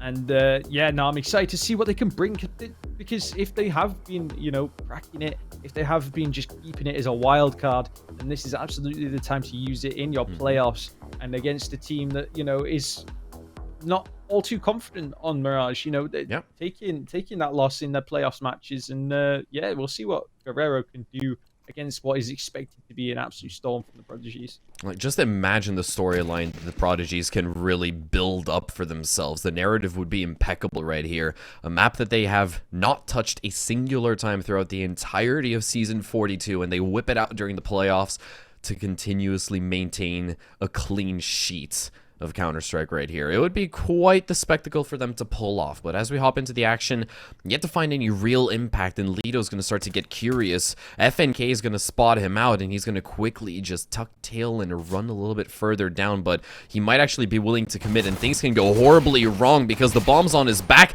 He takes out both of them instead, the absolute madman. Oh my lord, FNK, and that's a huge call for him as well, because now A site is completely open for business. Just a couple players in CT, which will give a little bit of resistance. Gatho comes in with the frag on SBT. Sly is all the way out. CT just trying to take some contact, trying to take some fights and bring advantage back in Guerrero's favor. But there is absolutely nothing going their way. No, absolutely nothing, but the CTs are going to quickly storm the beaches and take this land back by force, but the USP, it is just tearing its way on through DX7 the next to fall, and it's all down to Sly. He's got a mountain to climb, and, well, unfortunately enough for FNK, he gets robbed out of $1,500 right there. Could have potentially got himself the melee kill, but either way, it is a very good start off for the T side of the Prodigies right there. Bomb plant and an absolute miracle in the works. God really showing us that he exists right here. Or FNK might just be God himself right there with those Glock shots he was able to line up in the early round. Just imagine if he lost out a single one of those two duels, entirely different script that we'd had to work with. Yeah, absolutely. But that's huge stuff coming in from FNK. On for the ace there. Unfortunately, it has it stolen away by TVS. And SBT swings out of that short smoke. What a play. Just nails him down, and more CTs on the side of Guerrero are going to follow suit as well. Keep in mind, that was also a force buy coming out from the side of Guerrero. They didn't spare a single expense in the attempt to reset their economy entirely. And the last player alive, it is Gatho with an MP9 and armor to his name. Go on, you movement player. There you go. He's going to keep this MP9 intact for the remainder of this round, but if he's able to maybe get himself one of those rifles, one of those juicy AKs, or a little bit more of a pulpy Galil, then it would still be a job well done. But the Prodigies, they're going to keep this one very much tidy, and they're not going to reveal themselves. A great start off to their wild card pick. That is really the only way that I can describe this map of Mirage for the side of the Prodigies. Yeah, absolutely. And the Prodigies absolutely coming out the gate strong. Storm the A site twice. And Guerrero, not much to answer for. They are going to have to take a eco in this one, I reckon, unless they make the decision to force buy into this PDS. Some lovely entries onto the A site there. And 2 rounds, the Prodigies now. Guerrero need to get an answer in early to stop the momentum snowballing. And yeah, they are going to take an eco around that MP9. That MP9 needs to absolutely put some pressure on. A lot of the responsibility is going to be, well, bearing down on the shoulders of Gatho, and speaking of that, he's just going to crumble inside of Palace as TVS immediately nails him down. What is that wild spray coming through with the USP through the smoke as SBT had no earthly idea what hit him. Zaraki's going to fall over towards Ticket Booth and Straxy's just going to occupy that territory, but he's got the bomb on his back. Quickly reminds himself, and he's going to go in for the bomb plant as well as the rest of the squad. They are just cleaning up house. The 5-7 and a USP and a dream for the side of Guerrero in this instance. They've still got one smoke to work with, but I think it's just a formality at this stage. The Prodigies are going to get themselves a hat trick of rounds unless something goes terribly, terribly wrong. Don't suspect that it will, though. No. I mean, Straxy, I love that. Just absolutely humbled by the bomb. Just like, yeah, I want to take this fight. And then there goes, oh, no, I've got the bomb. I should probably play. I have to be a team player. Gosh darn it. No, these boys are coming in strong. So strong. DX7 does just tap the bomb to try and fake some Alf. But it is going to be all players alive, bar SBT, who died up in mid for the Prodigies. And that's 3 on the board. And I said, you don't want to start this snowballing. We're going to get the first full gun buy coming in from Guerrero right now. So we'll see if Prodigies are just built different or if Guerrero can start finding an answer. Yeah, with the first full armory coming out from the side of Guerrero on the CT side, things are starting to, well, shape up to be rather competitive right here, moving into round number 4. Lido with that AWP is immediately going to be stationed over towards the mid window, but he's been smoked off. So information is a commodity, and he can't really access it right now. Zaraki's also got an angle from that top connector side, and SBT is just going to tuck himself in behind the cart, biding his time and potentially serving as a distraction. Maybe forcing Guerrero to shift their attention elsewhere because we've got a full 4-stack inside of Palace and over towards T-Ramp, just waiting for the smokes to dissipate and for more util to be baited out. And so far, they have, I think, gotten about half of Guerrero's nades out of their back pockets. Yeah, really only smokes and flashes for the Guerrero side left. They are just going to start this execute now. DX7 stuck in an awkward spot. Oh. Has absolutely outplayed them. Only good for 1, though. Trades go left, right, and center when we're thrust into a 2v2 immediately. Sight is clear. They need to get out and start getting the control. Oh, Galil does find one, but it's going to be traded back, though. That's Nolan, the stand-in coming on through, isolated in the 1v1. Can't react quickly enough. Had an inkling that Sly might have been within lower connector, but he just can't flick to 1 o'clock quickly enough. And as you said, well, Guerrero, they needed to bounce back and they needed to make it happen super soon. That's exactly what happened right there, but it was costly as all hell. 9 players dying within the server, and that is going to mean that, well, Guerrero's still at a little bit of an economic disadvantage. Might not be able to reinvest into all of those weapons, so it's not all hunky-dory for them just yet. Yeah, no, absolutely. And you say that MP9's Famous is coming out, or the Guerrero gaming side, and TBS wanted to take a different angle on life right now, up towards top mid. Nothing really coming big within the first sort of 20 seconds of the round. Very, very quiet, very silent on the map, and TBS, good trigger discipline. Doesn't want to take a shot. He knows he'll struggle hitting. Sly doesn't struggle hitting those, although he does the second onto Strax. He can't quite connect. We're now looking at 4v4. Yeah, good recovery coming out from the Prodigies as well to regain that lost man advantage and just even out the playing field. TVS still holding this angle. He's been on it for, I think, about like the first 55 seconds of the round. Great discipline being exhibited by him, and we're going to have the whole side of Prodigies rotate over towards that short end. Lido, if he goes for a swing right here, he might get himself a kill, but it's actually been smoked on off. Trades coming on through as Zaraki does find contact, and the AWP confirms the exchange right there. Gatho tucked in just around that app's exit. Oh, close coming out from the side of FNK as well. Op shot misses on through. Gatho's going to be shut down as well, and the B bomb site is now open, and it's all down to DX7 with the FAMAS. Can't swap it out for an AWP, but he barges through the Molotov instead. That is ballsy. That is ballsy as hell. He gets one, but can't nail down the second. The Prodigies ultimately take the round in the 1v1, but once again, not comfortable at all. Yeah, not comfortable at all. Very, very close. Very, very tooth and nail round there. And Gatho almost played devil's advocate for that one. But unfortunately can't quite close it out. Can DX7, and Nolan's got to be feeling good about that one. With how the previous round went, got to be feeling good about closing that round out. And there's some really, really good stuff coming from the Prodigies. Picking up their 4th now, and I said you don't want it to snowball. Look at the economy for Guerrero right now. Yeah, it's a little bit in the bin. Everyone is sitting around like 2.5k average, and we'll have FNK immediately find first contact. Sly trades it back though, and suddenly Lido manages to find himself deep within enemy territory. This can go horribly wrong as he shuts down both Straxy and TVS. Weaponry recovered. SBT and Nolan left to their own devices, isolated on the B bomb side as Zaraki is the next to fall. These Deagles can still come alive, but Sly doesn't stand a chance in hell. Lido misses the op shot, and suddenly Nolan shut down DX7. It's the op to try to clutch up big time, dropping in through apps, but no, it's not part of the script right here, and SBT keeps it under lock.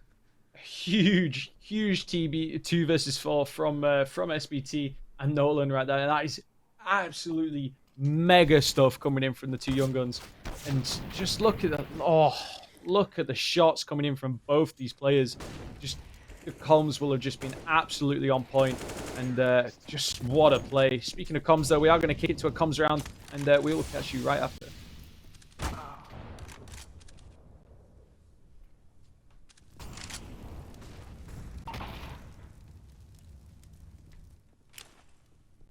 You come with us.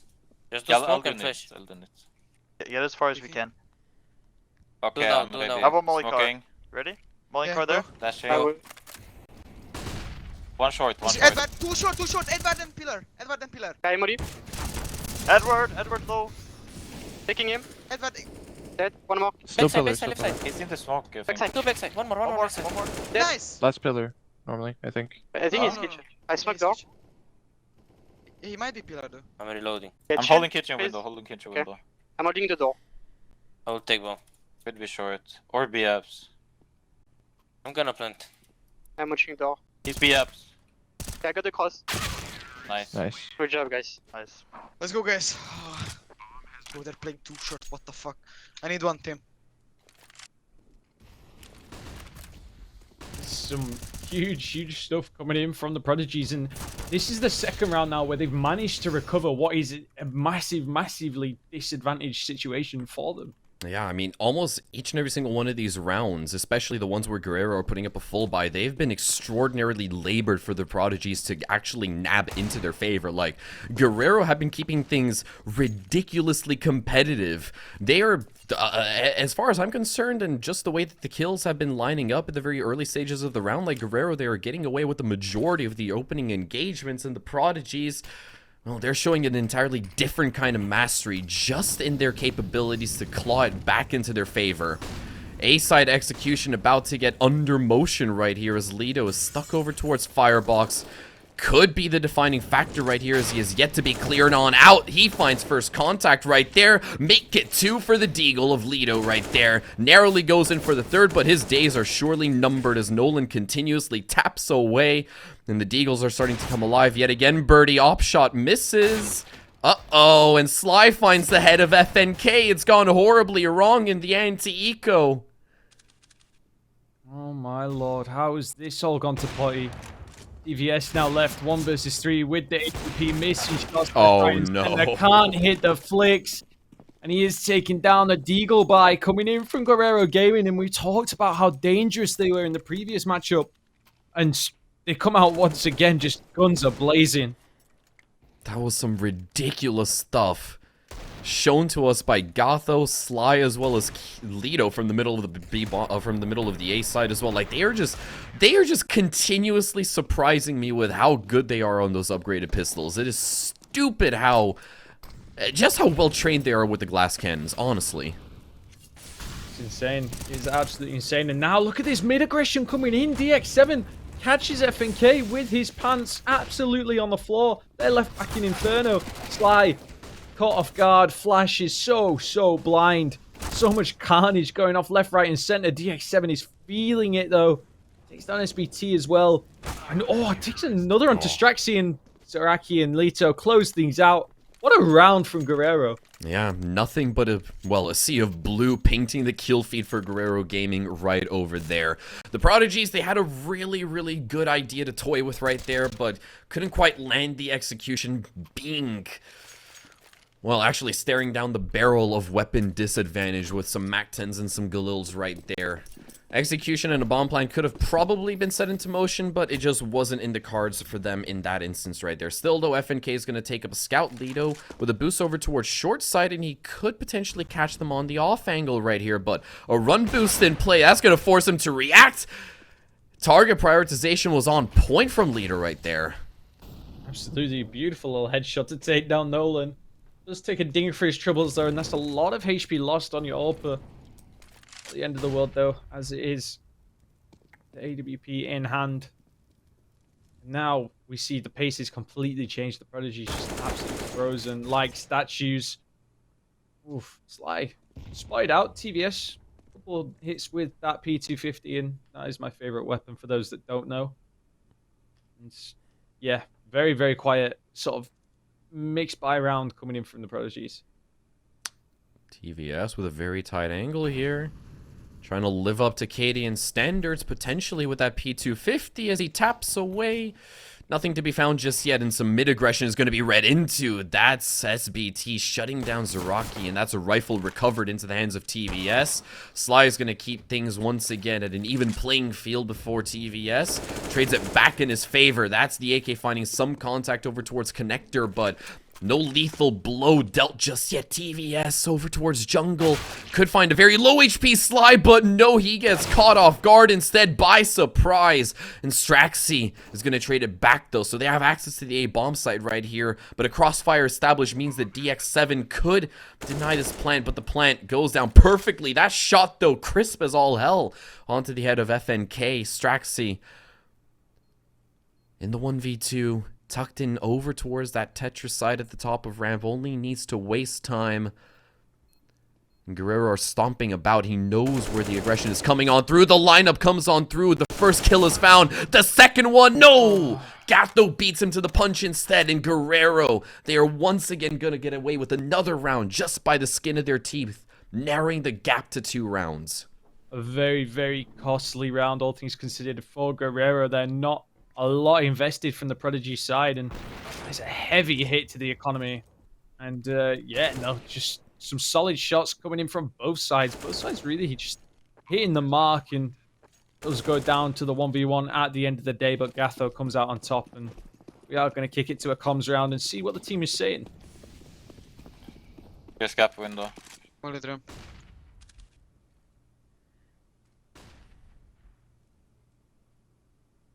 One car stepped on B. You want Rambus and pick him more? They spoke Yeah, palace. watch out. They Oh, spoke jump, palace, jump. guys. Push. Nice, they spoke palace. I'm going. One more on B, ramp. I Mori. don't see anyone. I'm gonna fall back. Okay, I'm gonna go peek I short. will smoke window. One B, one B. Short scoped early. Watch out. Okay, Okay. I'm holding him. Two on B, guys. Two on B. Dead short. One more. both. I'm taking. I'm far away. Two more on B? One more on B. I'm only ramp. Okay. I throw It's out just grenades. split A. Yeah, just split A. He pushed ramp. He pushed ramp. He's in ramp, stuck. You need to play Just I'm gonna- contact I'm con, gonna- just contacting Yeah, I'm con. gonna hold short. I'm gonna hold you short. I have short. He's ramp. Still? Ramp. Yeah, inside ramp, I will molly him, okay? Jungle. Jungle. He's a big guy. Dead. Two more on A. Triple. There are two on A there. Like triple and ramp or what? Yeah. Yeah, I'll just hold him, it's okay. Just Dead triple. Last half. Last half. I'm falling back. you take B, I'm gonna take kitchen. I'll run B then. He's con. He's Got him. corner jungle. I have Maybe jungle. short. Here He jumped under. Can be window. under. He failed the jump short. Yeah, he's half. Watch out under. 15. Don't 15, see you him need under, to I'm run. running. 15 seconds. Holding short. Letting go of short, I'm gonna pick kitchen. I will go bench. Yeah, I'm I have holding short. kitchen. Could you momentarily like check apps for me as well? Like balcony? Just fuck it, if he kills you by ups, I trade you. I didn't see. Apps. Nice. Nice, good job. Great round, team. I mean, wanted you to tell you- drinker. Yeah, I wanted to Yeah. tell you that he sees you first. I need one. I Nice one. can't. Yeah. You see, they Huge stuff coming in from the Prodigies there, and just the communication coming in between the two in that 1v2 there was absolutely on point. Yeah, no, the relay of information, it was just absolutely astounding right there. And keep in mind, the last player alive on the side of Guerrero, they were stomping quite a bit, and you could tell exactly how the call-outs were happening right there. Failing the jump over towards short, him going in through underpass, and even though it seemed as if they were a little bit tight on time to get the bomb plant down, they still were able to make it work just right there, and they will finally put their laurels to rest as they put an end to Guerrero's short-lived win streak of 3 rounds, and they finally get one back under their belts right over here. But still, once again, I'm starting to get the feeling like just after these 11 rounds of play that we have seen so far, Mirage has immediately been so much more competitive and close knit between these two sides compared to Inferno. Pattern could continue onwards since we have Lido finding the initial engagement right here, drawing first blood for the CT side. Yeah, some huge openers, but as I say, that Nolan, they'll swing it back even. Down Zaraki over on the A site, and now all the utilities coming through, and Leo has got a gap through that smoke as it fades. Takes down Straxy, but FNK has got a bit of timing here. Can just sneak on through. EX7's not spotted him. He's just going to be able to walk out, though. Leto takes down Nolan. And FNK's got a lot of info on this play here. Yeah. It does seem like his hands are tied a little bit, though. That MAC-10 at range isn't going to be the best weapon suited for contact. We do have TVS continuously with that AWP. Might have heard the drop down from Lido. Oh, what a swing coming out from Lido right there. He caught TVS by surprise. TVS thought he was favored right over there, but Lido just putting down, what was that, a whopping quadra kill? Unreal stuff with the AWP right there. Almost single-handedly winning out the round. What a play. What a huge round from Leto there. Just nothing else to say about it, and just Flicks absolutely connecting, and that peak onto TVS. That has got to be... You've got to be kicking yourself if you're TVS right there. That was the ace as well coming out from Lido as well. I didn't. Apparently, I can't use my fingers well enough to count the amount of frags that he picked up. Zaraki, taking out the dual AWP role, is going to try and give Lido a run for his money and show us exactly what he's made out of. But these Glocks aren't really going to stand that much of a chance. They are being mowed down left, right, and center, and as Nolan with a deagle. Hypothetically speaking, he gets all 5 headshots, but can't even find the first one. DX7 shuts it down. A quick round for Guerrero as we move into the final 2 right here. And whichever way it goes, we could potentially be in store for another 8-7 split the same way that we saw it happen on Inferno. Or the Prodigies, they can put up a buy and potentially extend it all the way at a 9-6 split. Let's see how it happens. Yeah, let's see. Absolutely. Prodigies finally get the buy back into this round, and they're going to be looking to take the next couple rounds on the trot, as you say. And they're looking to take it very, very slowly. Look at the aggression, the map control being taken from the Guerrero right now. DX7 and Sly pushed all the way up. Got though. Oh, all on his lonesome, but he at the very least holds down the fort long enough for Zaraki to join in on the fun.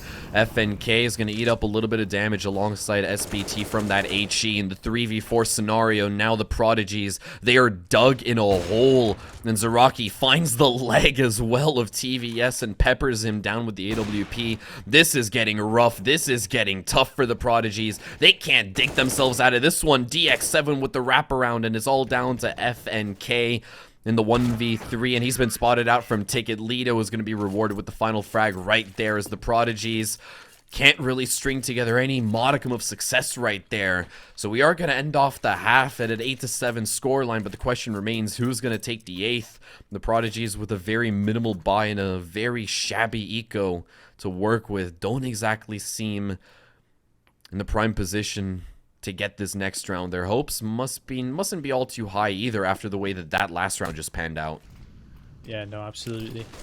They've got to get this last one in under the belt, and no way! Leto, there's no way you hit that shot. Oh my god, F&K trades it out though with the Latino shot, and Lito is just going crazy right now. This guy is turned on and he is turned up. SBT gonna try and sneak up on him. He isn't gonna be aware. Does finally take down Lito, the absolute menace.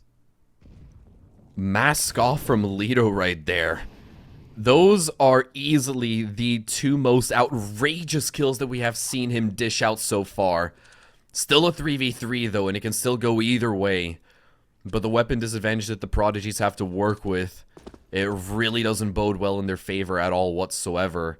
Zaraki is going to have to take up the main AWP role on the CT side now that Lito has finally been punished for his previous crimes. The next deck over towards A is what we have to work with right here. Zaraki does shut down the first, and the second one might be able to...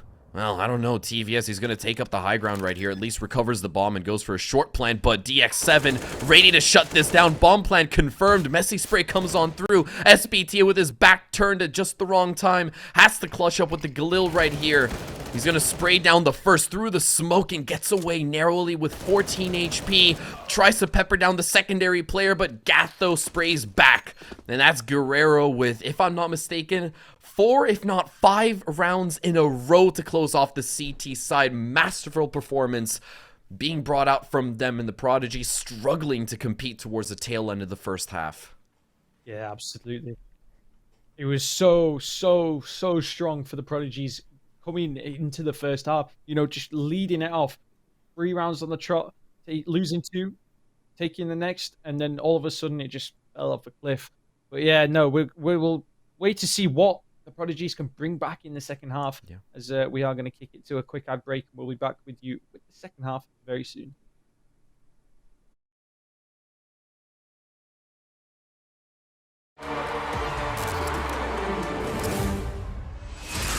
Breaking that fast with a full clip of lyrics. Feel my spirit from your head to your speakers.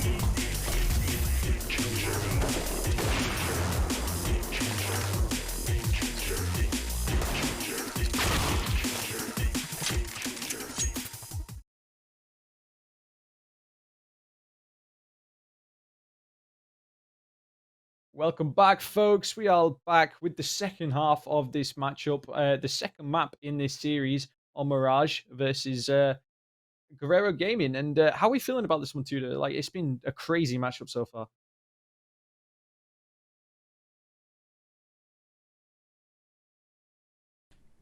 Oops. Small little oopsies there from my end, but it is okay. I was just saying that this series so far in Mirage has also been fairly action-packed, and if what we have seen so far in the first 15 rounds is anything to go by, then the second half of this map should be just as exciting. Either way, we are just about ready to head into the action. Before I forget, we'd like to go ahead and thank our partners and sponsors, Razer, CSmoney, Refrag, and Scope GG for making everything that we do here on the channel for the Prodigies possible. Thank you so much to everyone and their contributions on the back end. We love you and we cherish you guys. But with all that out of the way, we are just about ready to hop into the second half. Current score line 8-7 in Guerrero, as they were able to string together quite the win streak to close off their own CT side, and now transitioning over towards the attack. A quick rush down B apps is what we might have in store. Looks that way, doesn't it? Some standard nades for your standard B set pieces on pistol round smoke, flashbang just to pop you over. And look at the map control taken by TVS and the Prodigies right here. Just pushed all the way through. He's got an absolute read on their play right now. And he's ready for it. It's a Zaraki just absolutely ready for it. Nolan's going to swing and meet his demise as well. Zaraki's so prepped for that one. Jesus. Okay, though, has got the read on their play. Oh, no. Can't do anything. Lito's turning up once again. I thought the USP was supposed to be the better pistol. How the hell are the Glocks finding so much impact? They're making it look so easy, the side of Guerrero Gaming right here. And Straxy, alongside SBT, now just SBT left in the 1v5. An ace clutch required. Now that's quite the ask, so go ahead and pack your hiking boots and your picks because, my friend, you have got a mountain to climb, and he's going to start getting pressured from every direction known to man. A flawless round being dished out by Guerrero to start off their T side right here is exactly what they were looking for. Eco, it is going swimmingly so far. They've got a massive 401k, and they can consume and basically just buy whatever the hell their heart desires. A huge round from Guerrero right there. Just absolutely read out by the Prodigies. And then they go, okay, we're going to like just counter read you immediately. Just go down underpass, try and get the A-Rap. And they just started winning all of their gunfights left, right, and center. Yeah. And now we see a force spike coming in for the Prodigies. Nolan willing to get right up in the faces of Guerrero, finds one, narrowly the second, still lights the hell out of Lito as well, putting him down to 35. So TVS's scout can definitely clean him up, but his attention is, well, all the way towards that Palace side. He has a very tiny gap to work with, so Sly could be in for a very rude awakening right here, as TVS does have the element of surprise on his side. Bomb plan is going to start to go down as well. Can't really combat it, tries to pepper down through the ticket booth, but nah, no lethal punch to be packed just yet. Gatho behind Ninja as well. Good contingency position being taken up by him, but this one, I think it's a foregone conclusion that the Prodigies, they need a miracle to clean up this 3v4. Yeah, no, absolutely. They need to start connecting shots left, right, and center right here. But Bomb already too far ticked. There's no way you're going to start getting a retake on right now, and TVS is just going to wait, try to do some damage, and that is all the damage that they will do. Gatho, they're going to meet his demise, but Zaraki tries that out, and the bomb does go off. Bang! There it goes. And Guerrero with a devious lick for their 10th. Yeah, exactly. Guerrero going to lick their wounds up after what wasn't the shabbiest of T rounds over there, but they can continuously reinvest and ramp up the pressure. The Prodigies, though, sadly, they do have to work with another eco round right here after having, you know, expended and exhausted all of their funds in the previous round. Still, though, they have that Scout and that Deagle in the hands of Straxy and TVS, respectively, being carried over from the previous round, but it's still gonna be a while before they can get themselves an actual weapon buy and really take the fight towards Guerrero. Sly taking the better half of a dink right there. Straxy, messy spray with the Deagle, but he does find a connection on Toledo. And a lot of these Guerrero players, they are lit up quite a whole bunch. They can definitely be claimed and cleaned up by these upgraded pistols, but nah, they're not going to present any opportunities to send it directly in towards the B-bomb site, and a creep up through underpass might catch them off guard. Yeah, absolutely could. They are still in danger to these USPs, you know, one dink and the scout shot coming in, and oh, FNK, there's no way you get away with that. There's no way you should get away with that. TVS now in a prime position to start hitting these shots and taking down the Guerrero side. He is tagged down to 14, and Zaraki will come out on top of that fight, but he's tagged down to 27, so the HP absolutely in favor of the Prodigy side. This is very awkward for Guerrero because they don't have control of bomb, but they get it done the good old-fashioned way with their weaponry, letting that do the majority of the talking right there towards the conclusion of that round. Still, good recovery coming out from Guerrero right there, and I gotta say, the flank coming in through underpass, it was also really, really well done with FNK being able to spray down one player through the smoke with the USP. Wasn't expecting that kill to land, just spraying and praying on through, especially with the low caliber that the USP, you know, packs in. Gets rough, but either way, let's go and have a listen in to the Prodigies and their first real gun round. Let's see what happens. They out, Can be out mid, can be out mid. Hey, contact tape. They molly. Out. Flashing bench. They can't be Molly stairs. top of Can be ticket. stairs, yes. Tetris. Flashing bench again. This Yeah, one push bad. this one back. Close. They failed top con. Going I'm pushing middle. going down. Okay, guys. Ticket. Yeah, Is they're in Tetris. One default. I think I I can saw keep one us on on light. default. They freeze. I have the cross from jungle. They failed Yeah, the they're molly out jungle. city, They failed I molly jungle. Sebas is on flank, boys. Yeah, just don't die. They smoke Drinks. come from They smoke triple. from They con. smoke from triple. Flash, con. One dead cross. Nice. That's bomb. Boom. I'm blind, flashing I'm one blind. out jungle. They took Okay, I'm city, starting they to took play on city. arm. They know Do where pressure, I'm guys. Do pressure. We are One ramp. Tetris. Take it out. Tetris watching the dead. back. Tetris, Tetris. Nailing Tetris. Holding Stairs. One city. There's one Tetris. dead stairs. Apex last. Downtown Apex last. is. Yeah, I have the cross. I have the cross. Don't peek. Don't peek. Don't peek. I have will cross. peek on him, okay? Jump shooter, they didn't see. Tell me if he jumps stairs. Didn't see. I'm holding the jump stairs. I'm holding the box stairs. You're good. He can't cross me, right? They jump. No, Failed. Okay, unlucky. One H. Nice. Open jungle.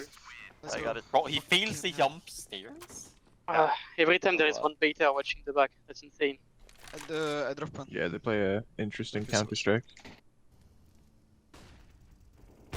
That was a massive round coming out from TVS. Yeah. Genuinely, 3 kills with AWP. Madman. The impact that he had into that round is what gave Prodigies the edge, and bring them the 8th, and now we see a pause coming out. But yeah, no, the Prodigies, they needed that round. They absolutely needed that round, and they do. They push it over the line, and now they're looking to start building an economy around this. And speaking of economy, Guerrero's absolutely broke right now. Yeah, they can only afford a couple of Galils right over there. Zaraki can probably take up one of those ARs with some minimal util as well. So it's not going to be the brightest of buys that Guerrero can actually bring out to the table. The only thing that's sort of like ruining my OCD is FNK taking up the FAMAS right over there, but hey, he might find a little bit of success with it in this series yet. Prodigies, 3 rounds left before they can close off the gap right here on the CT side, and then things will really start to get serious.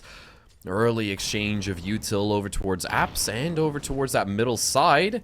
And the Prodigies, well, they've exhausted a lot of their nades right over here, not really baiting anything out from the Guerrero side. You really don't like the FAMAS, do you? I hate it with the passion of 1,000 suns. I love the A1S though, and that's what it's capable of. Straxy showing us how it's done before finally being sent to an early grave. And now FNK trades it out for a real weapon. Good man right there. But he is going to be caught between a rock and a hard place, bobbing and weaving between the flames. And we've reached a little bit of an awkward stalemate right here as Gatho is searching for space to get that bomb down, as we have FNK wrapping in a little bit further through. Has 2 people directly in front of him, one on Van. Spots out the intel, gets the first. And Gatho not primed and ready to go for a swing just yet. Uh-oh. There comes Lido. He shuts down one instead, and now it's all down to TVS. Has to put in God's work to pull off this one right here as the bomb plant confirms the clock reset back to 40 seconds. 2 players to find, full HP, perfectly suited for the AWP to combat. The first player reveals himself, but the shot doesn't land up for TVS, and he's going to have to head for the hills. Unfortunately enough, and forfeit a 12th round to the side of Guerrero. Yeah, all you can do there for TVS. You missed that shot, you got to tuck tail and run, and that's exactly what he does. All the way back to the A side, all the way up to Palace, and it was going so well. That sight hold, you know, it was, like you say, at a stalemate in a 2 versus 3, but unfortunately, the trades do not go in favor of the Prodigies, and Guerrero are going to have to pick up their 12th now. Yeah, really, really good mid-round call, and just the mid-round play coming out from Lido as well to practically bail his teammate Gatho out from that very, very sticky situation. The execution started to look really, really bright. Straxy keeping them at bay, taking 2 players down to the grave alongside himself, but they just needed a little bit more on the CT side to properly win out that round. Now with the eco once again being utterly in shambles, they're going to be relying on TVS's hero op to do the majority of the heavy lifting. Couple of deagles as well to go on through, and keep in mind we do also have a deagle to give away. Answer the question, how many matches and how many stats are actually put up on a monthly basis by scope.gg? Answer correctly, you get yourself a deagle, not a C7Z, as that was the first weapon to get first blood right here in the round. Yeah, Slide dropped immediately, and that's a huge start for the Prodigies. There is a player of Zaraki all the way up in window now. Just going to try and get some time in, try sneak on through, but Prodigies, they're aware of it, but SBT is taken down. And this is a lot of map control gained for the Guerrero side.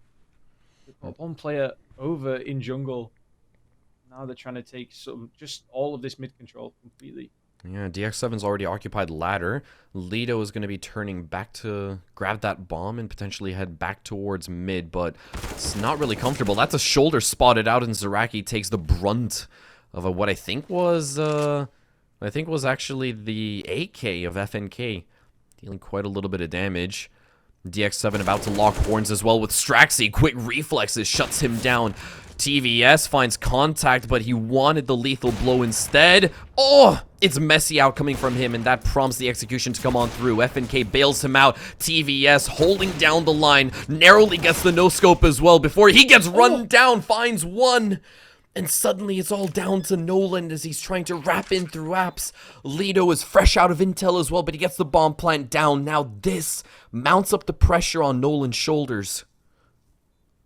Lido's repositioned very, very nicely. That no scope from TVS was absolutely pivotal to him winning this round. And Nolan's got to try and find Lito, but Lito's playing games. He's absolutely out-positioning him right now.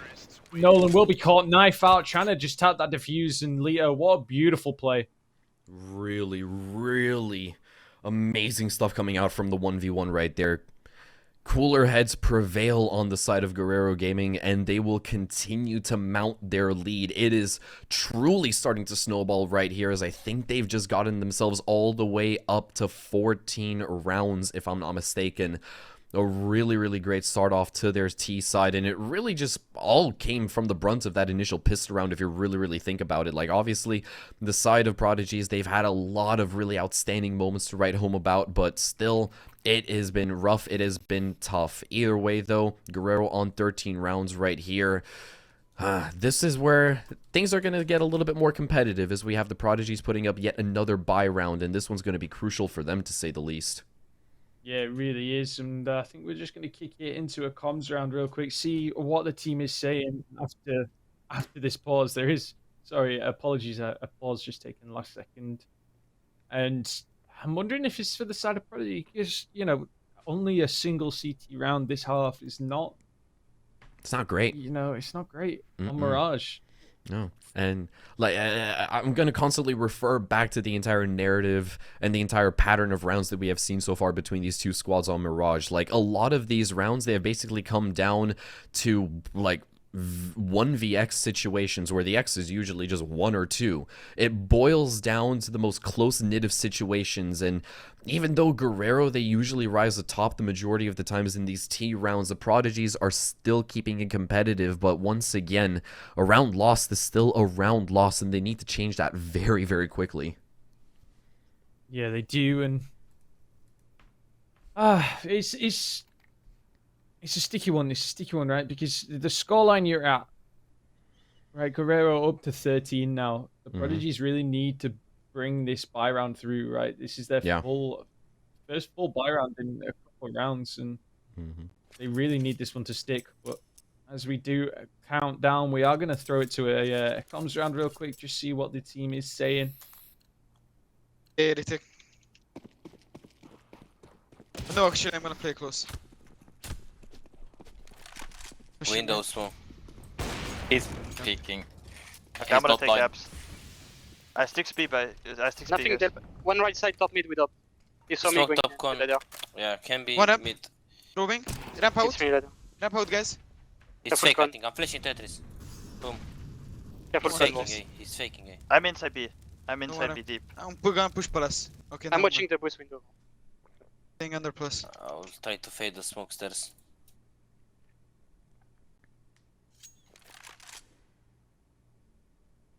Don't see stairs. Palace could be out. Can you check palace? They smoke top con, but Yeah. from top mid. Feels Yeah, like B it's not split, guys. Window. Maybe they want to be split. Yeah, sure. I know. I go Two down. step. Nothing. Taking. I To the think palace it's side. going A. Yeah, I'll I'm play really city. sure. Short 1 HP. They push ladder, inside ladder. B and up. Be split. Yep. Dead. It's Yeah, bait. coming Short, B. All short, short, all short. Short. Over there. Again. One is Guys, right. I'm going around. Close short. kitchen. I'm Almost going ladder. around. Almost ladder. I don't see ladder. One is close kitchen.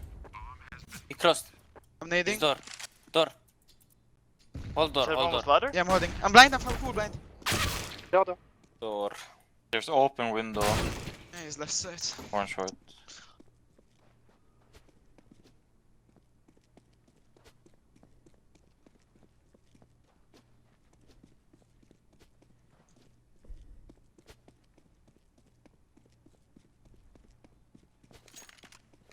Alright, so we need to take mid. Yeah, I think we need to play heavy They're mid this round. splitting every round, guys. Like,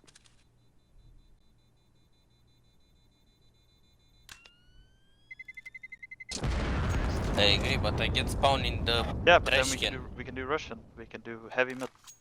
But they are doing slow defaults. Like you cannot do a retake mid when they are doing slow defaults.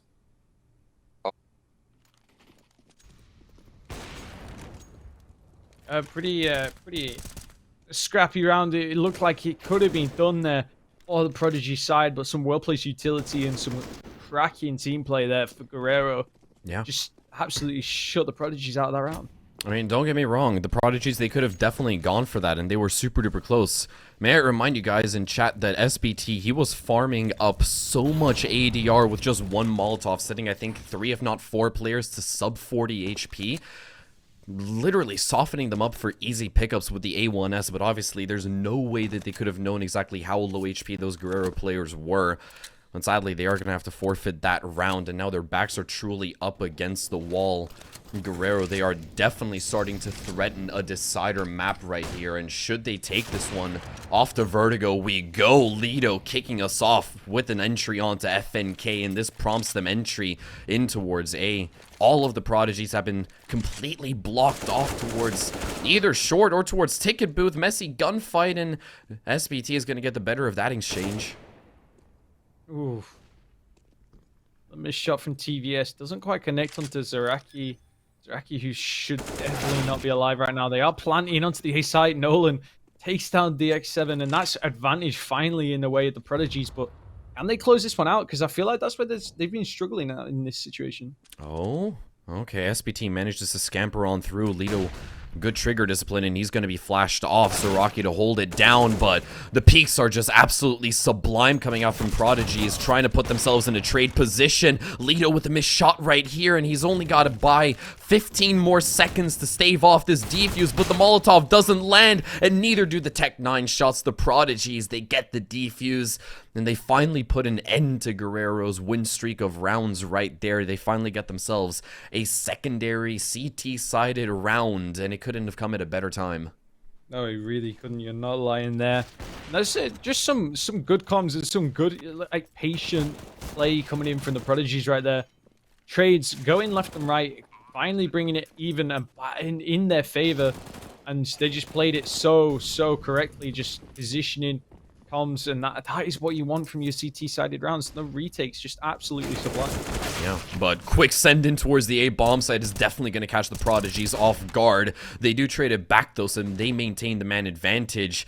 And I do think that's Lido phasing in through the smoke, and he finds Straxy narrowly the second, but SBT shuts it down before it amounts to anything truly. Sly is going to take the brunt of an HE.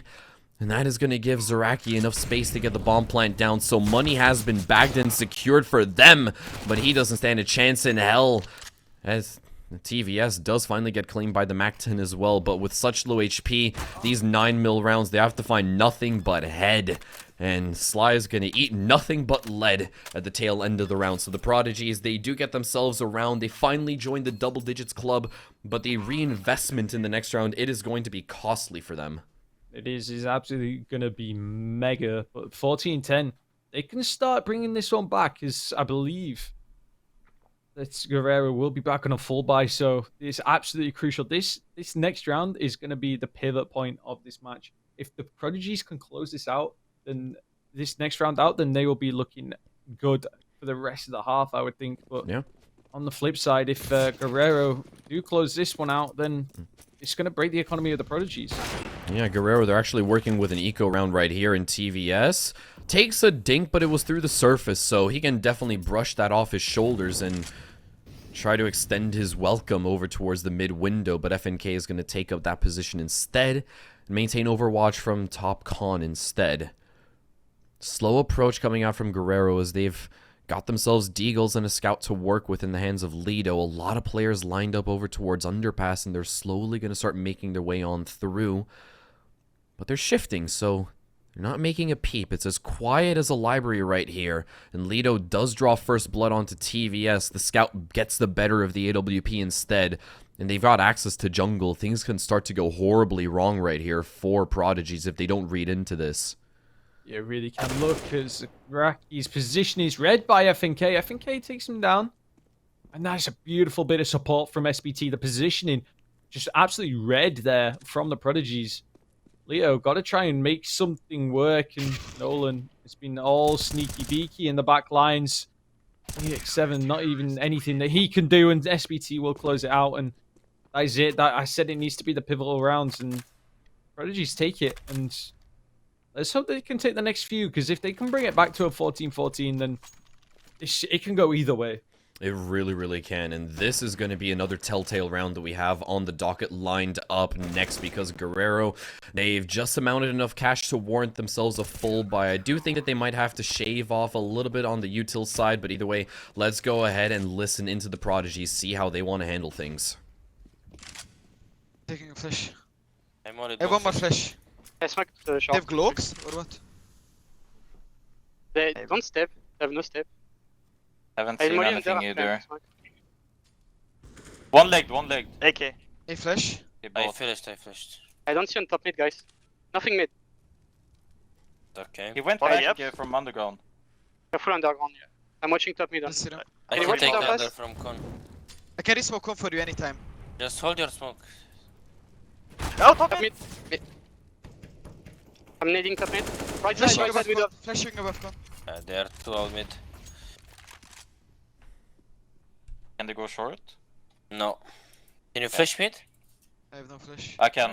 Flashing from Flash. BF. Pop. I don't see One mid. BF. Okay, just I maybe jumped stack under. B. Yeah. He went from under to BF. I'm Close checking, BF, I'm close checking. BF. Is B window? Close BF. No. One dead. Nice. Only one. Rotate A. It's a faker. Yeah, Be go clear, back. be clear. They Good jungle, guys. I'm flanking fast. have molly for bomb. Yeah. Running CT. No city. Is side? On site now, Mia. Playing on I'm T. flanking palace. I'm flashing Nolan, flashing. Always on palace, careful, Mia. Didn't Holding see. palace. I'm nading firebox. I will kill Smoke palace city. soon if it's palace. Gonna have a gun. Ramp. 15 seconds. Con. Go for plant. I'm Molotov. planting. Ramp. And default. One One side, Default dead. side. Planted Palace, two. palace, don't kill talk, palace, chill palace. Yeah. Nice. That should Last be one in con. should be Jungle. I Together, smoke con. guys. I smoke con. not stairs. Just I will tap it, don't He's CT. Nice. Nice. With take what? up. Take up. Oh, bro. Nice, Pick up molly. my ult instead. It's Thank that you, back. thank you. Fucking idiots, I man. need drop, please, Oleg, guys. pick up my ult Yeah. instead. It's that back, blять. I Uh, drop. A huge round from Nolan right there, just to get on top of ticket box, get that spray transfer, deny anything there for Guerrero, and it seemed like when they called the B rotate, it just you thought they were done for. They were like, nope, that's the round done. What a recovery from the Prodigies. What a recovery and what a heart thumper as well towards the very, very last couple of seconds right there. Was it Gatho that was able to almost clutch things up while he was hiding in the smoke? All sneaky beaky 007 style, and fortunately he does get shut off, so the Prodigies, they do continue to deny Guerrero the luxury of sitting on map point for the time being, so they can still remain hopeful about closing the series off within the span of 2 maps, but it is still going to be extremely labored for their side. Guerrero, one last attempt at a half buy right here with 2 MAC-10s, 2 AKs, and a Deagle to see if they can prematurely close this one off in their favor.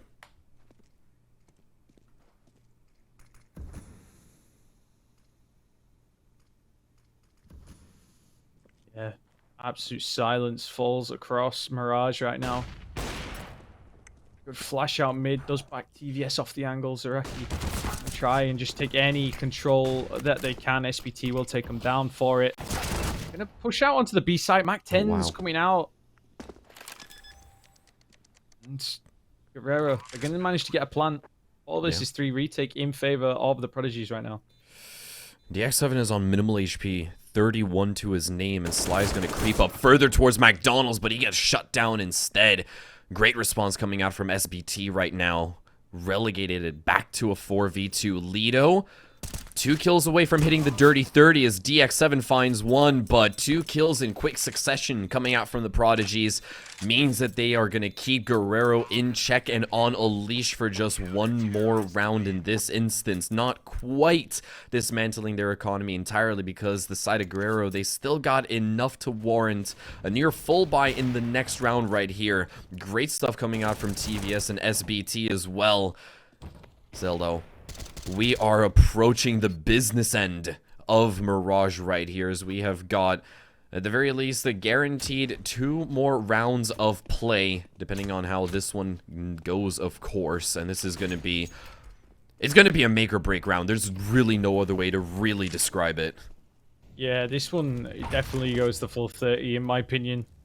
This is such a tooth and nail game, such a brawl for control, and 5 rounds on the trot now for the Prodigies. They're looking good to go, and they just need to keep this up. They need to not get complacent and give too much away. Lito loses a lot of HP for that fight. Not an exchange he's going to be happy with at all. Set all the way back down to 14. Bit of a yikes so early into the round as well.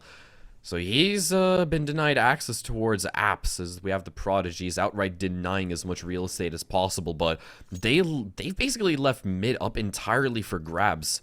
That's the one worrisome bit, and if Guerrero can properly utilize it and manipulate that mid control, then they can definitely make something work. But it seems as if they're going to bash their head against this B wall for the time being. A lot of players lined up inside a TV. Flashbangs potentially set on through, and we're going to have to turn our attention over towards Straxy, because he's in the prime position to cut down this push. Absolutely is. He does take down Gath, though, and Sly. Can't quite get the third onto DX7, but Nolan takes down Zaraki elsewhere on the map. SBT now left to face them. 2 players for the Guerrero side out on the side. First one is dropped. DX7 eats lead. Lito, 14 HP and the AWP. Not a lot left to do. SBT and another huge round.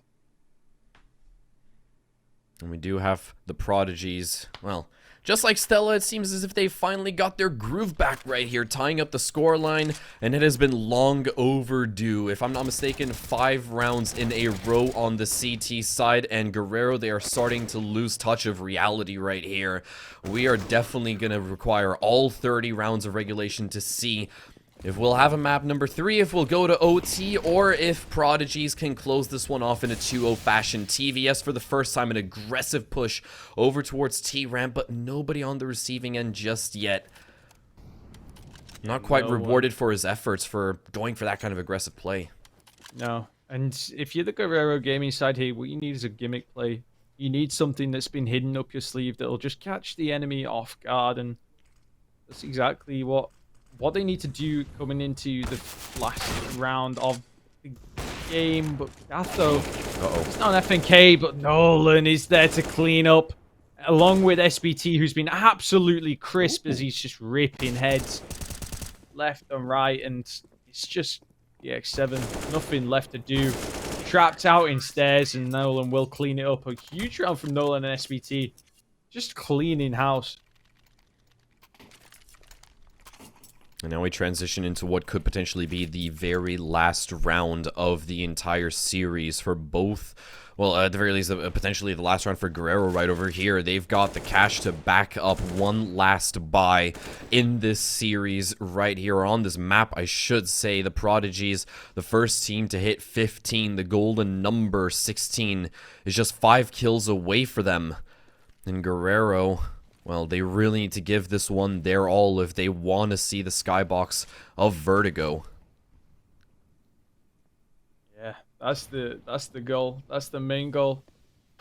Now see, Zaraki dropped by TVS.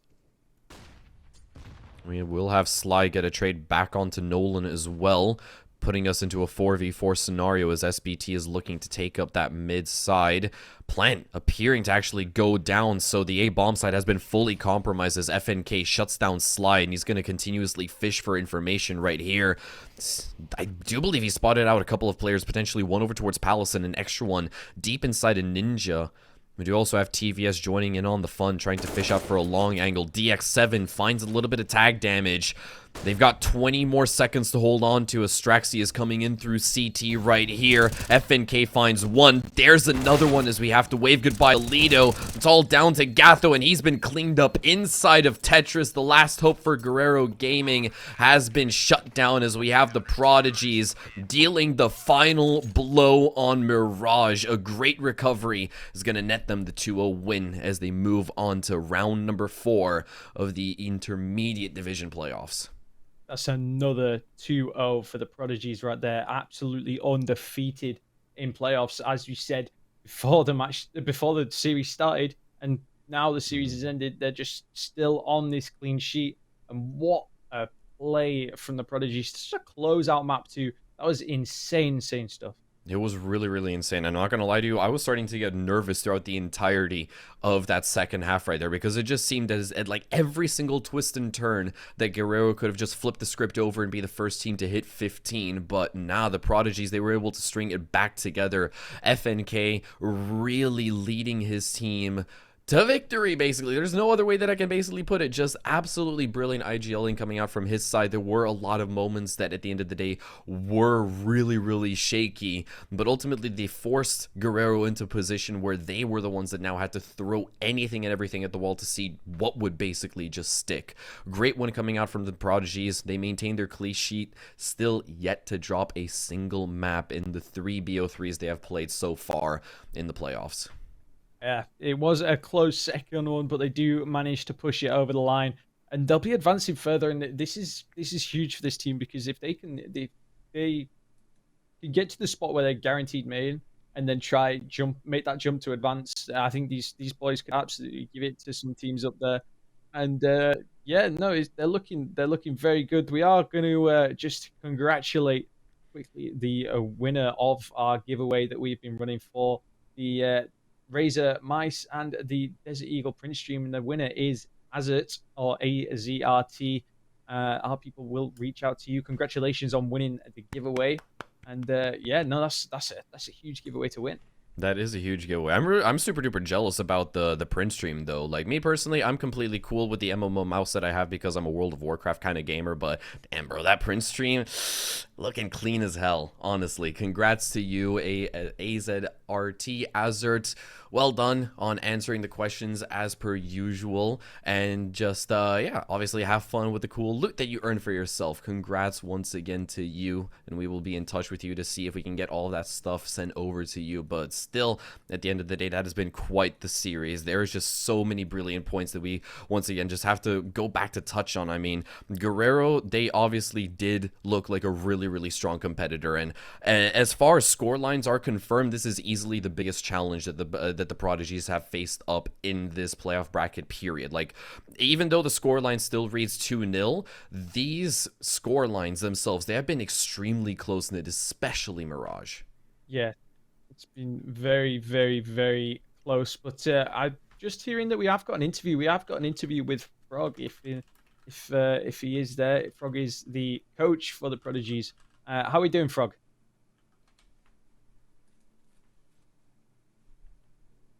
Can you guys hear me? Hello? Can't quite hear you there, mate.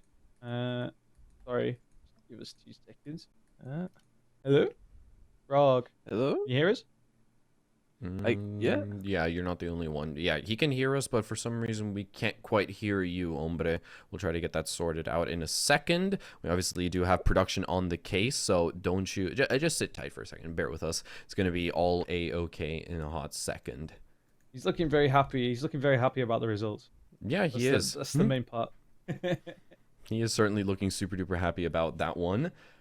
And I do think that, yeah, we'll just, we'll obviously have Frog back on the line with us just in a matter of minutes, potentially, in a matter of seconds. We don't know exactly, but then we'll finally be able to pick his brain and get his thoughts on the series. Because, like we said, it was easily the biggest challenge that the Prodigies have faced up until this moment so far in the playoffs. And obviously the Guerrero side, they were a very strong competitor, but I'm pretty sure that the matches that are to come throughout the remainder of the playoff bracket, they are going to require for Frog to channel in a little bit more of his brain power as well to get them even better wins in the future.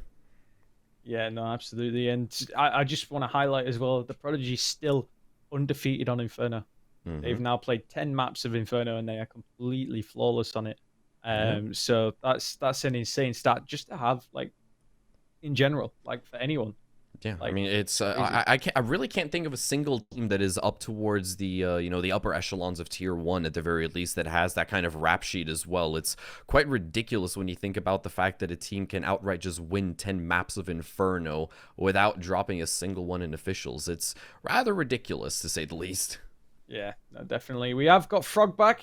Frog, can you hear us? Can we hear you this time? Hello. Yes, I can hear you. Yes. Can you hear me? Perfect. Perfect. Yeah, we can hear All you. right, let's do it.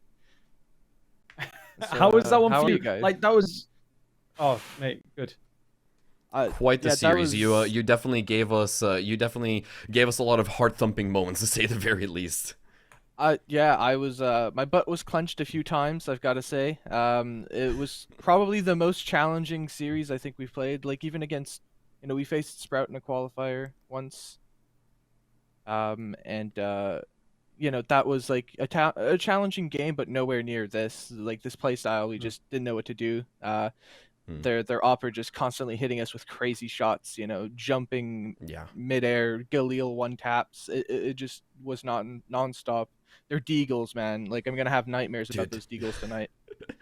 We were talking about that multiple times on stream. At the very least, like, it was, I think, in round number 3 of Inferno as well, where they were just hitting the, like, dirtiest shots that I had seen in recent memory. Like, all of their deagle shots, they were just magnetized to the Prodigy's craniums. It felt like it's just something that you almost can't really come up with a logical way to combat. It's just silly. Like, how can you try to deal with that as a coach? I mean, it was difficult. Like, we tried, when we knew they were on eco, it was like, okay, boys, play as safe as possible. Buddy system, everyone's able to trade, and somehow they just, call at us through smoke. Like, it was just really difficult. I don't know. Just deagle magic, I guess. But we got there in the end. Yes, the individuals really pulled through on the latter half of Mirage. Everyone really stepped up when we needed them, and man, somehow we pulled through. But I'm a little nervous now. I think we've got a bit of homework to do after this game. Yeah, no, definitely. I think the latter stages of Mirage definitely gave my heart a bit of shaking, and yeah, but I mean, all together, they came up, they came through, they pushed through it, and it just shows the resilience of these players, right? Being down by such a deficit in that second half on the CT side, to then pull it back with, I think it was 9 straight rounds. Yeah, I mean, we had a similar situation in a prac recently where we played Mouse NXT. I think it was also on Mirage, and we were down the same amount, and we pulled it back like almost like 12 rounds or something like that on our CT side. So it's like, boys, if we can do it against Mouse NXT, we can do it against this team. I personally, I did a bit of prep for them. We weren't too sure where the veto was going to go. We were expecting them to pick Dust 2, so that was a bit surprising for them to pick Inferno. And well, I'll be honest, they didn't play much Mirage, and they didn't play much Vertigo either. So from what I'd seen, I really wasn't too sure what to expect, and I guess they surprised me. But that play style was just not something we faced before, I think. No, I mean, like, pardon the pun, but it does really seem like a tough nut to bust when you're going up against that kind of play style. Like, it just seems really ridiculous. But you were touching up on one thing, and that was the fact that you guys were scrimming and practicing Mirage against Mouse NXT. And obviously, from the little bit of research that we were able to do prior to the game's start, we saw that Mirage wasn't exactly a map that's really part of your pool. It's not one of the tools that's on your belt that you like to whip out on occasion. So what was the actual thought process before, sort of like behind going for that Mirage pick? It felt a little bit like it was just a wild card pick the way that we saw it, honestly. So we just never really got to play Mirage in officials, if I'm honest. We've been practicing it for a bit. We brought our focus back towards a few other maps recently in the past few weeks, but it's a map we're comfortable on. And the thought process was they played it once in officials. They got stomped on it. They never A-exec'd. They didn't do any instant windows. So we were like, okay, and they're French. If we're honest, the French hate Mirage. So they looked comfortable on Nuke. We're not comfortable on Nuke. Let's stay away from that. Let's see if we can take it to Mirage and just kind of clean out the series 2-0. And well, I mean, they sure made it a challenge, but we did it. Like, and I'm proud of the boys. That was quite the affair. Really showcased just how like strong their mental fortitude is. Yeah, no, some really, really good showings from the boys there. And moving on to the next stage of playoffs, right? You've got to be excited for this one. I think that if you win the next round, you've got main confirmed, right? I believe we're already confirmed for main. Now we're just Oh, aiming right. to go all the way for advanced by winning the whole thing. I mean, that's the bonus if we can do it. Dream. Uh, Yeah, yeah. I think we're pretty lucky in terms of the bracket. A lot of the more established teams, if you think of Navi Junior, Gen 1, even Namiga Academy and all that, they're all on the opposite side. I think next we're facing another French team, I believe, is Frag Box or something like that.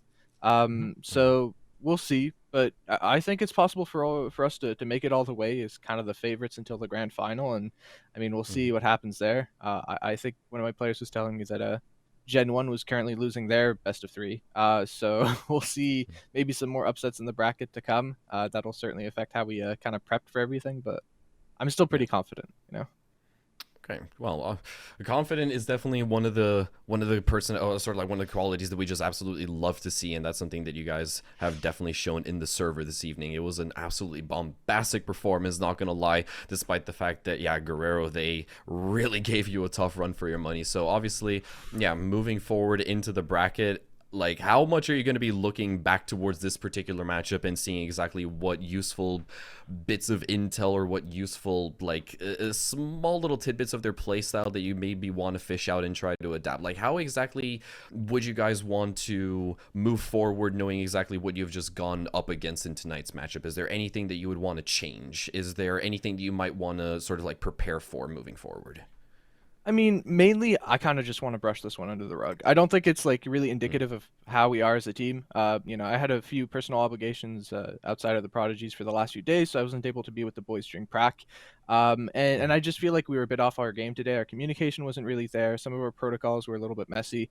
So I think, before the next BO3, we just got to clean some of that stuff up, make sure that everyone's on the same page. The few things I think we can take away is if we face up against a team like that again that are really, really slow, like they throw a bit of early utility, freeze on the map, and try to make us, allow us to make mistakes and then capitalize on it. The idea will just be to maybe close out the flanks a little bit more, make sure that we're comfortable. But really, we just got to focus on our own play style and be sure that we're ready for the next series. Yeah, no, absolutely. I think that's the best way of looking at it in my opinion. Just focus on what's in front of you and take any valuable lessons learned, and that's just like the best way to go around like team structures, I think. And just want to close this one out by saying, as I spoke to you a couple matches ago about about the positive vibes within the team despite being in deficits and stuff like that. These boys really seem to gel together. It's really good to see. Is that like how is it outside of the server? Are these boys just all friends? Are they just good vibes? Generally, I'd say so. I mean, we all joke around, in the Discord and stuff like that. We like to poke fun at each other from time to time. It's Nolan's birthday today, so we were just kind of bullying him about that a little bit. He's 17 today, so it's like, come on, I'm expecting 170 ADR, but generally, I think everyone gets along. TVS and Strax, have known each other for a little bit. They tend to play games together outside of CS as well from time to time. Everyone talks, like SBT and FNK spend a lot of time on the server together, coming up with new stuff. I think the vibes are good. I think it's a team that gets along pretty well, and when the going gets tough, we step up, we band together. SBT's like kind of the rock in that sense. He's like, come on, boys, another round. Let's keep at it. And it just works. So I'm pretty glad. I think we've got like some really good individuals, some really good people, honestly, at the end of the day, on this team, and I'm super happy to be part of it. That's so good to hear. Like when you got players this young, just gelling that well, it's crazy. Yeah, for sure. I mean, both Nolan and Straxy are quite young. They're still in school, so it's really nice to see the level they're at already. I wish I was that good when I was as young as them. And man, hopefully, like it just shows how bright of a future they have ahead of them. Yeah, there is definitely a lot for them to work up towards. Definitely a bright future ahead of them, and they couldn't have joined a better team other than the Prodigy, because it's the namesake at the end of the day. Frog, we'd like to thank you so much for joining us and letting us pick your brain just a little bit. It's been an absolute pleasure. Obviously, extend our happy birthday wishes over towards Nolan. If I had any kind of like thing to overnight/mail him as a birthday gift, I definitely would, but nothing comes to mind, sadly enough. Maybe I might gift him a couple of cases and see exactly if he can test his luck with that. But either way, thank you so much for joining us on the desk. It's been an absolute pleasure to get to talk with you, mate. Cheers, Frog. All right, thank you. Have a good night, boys.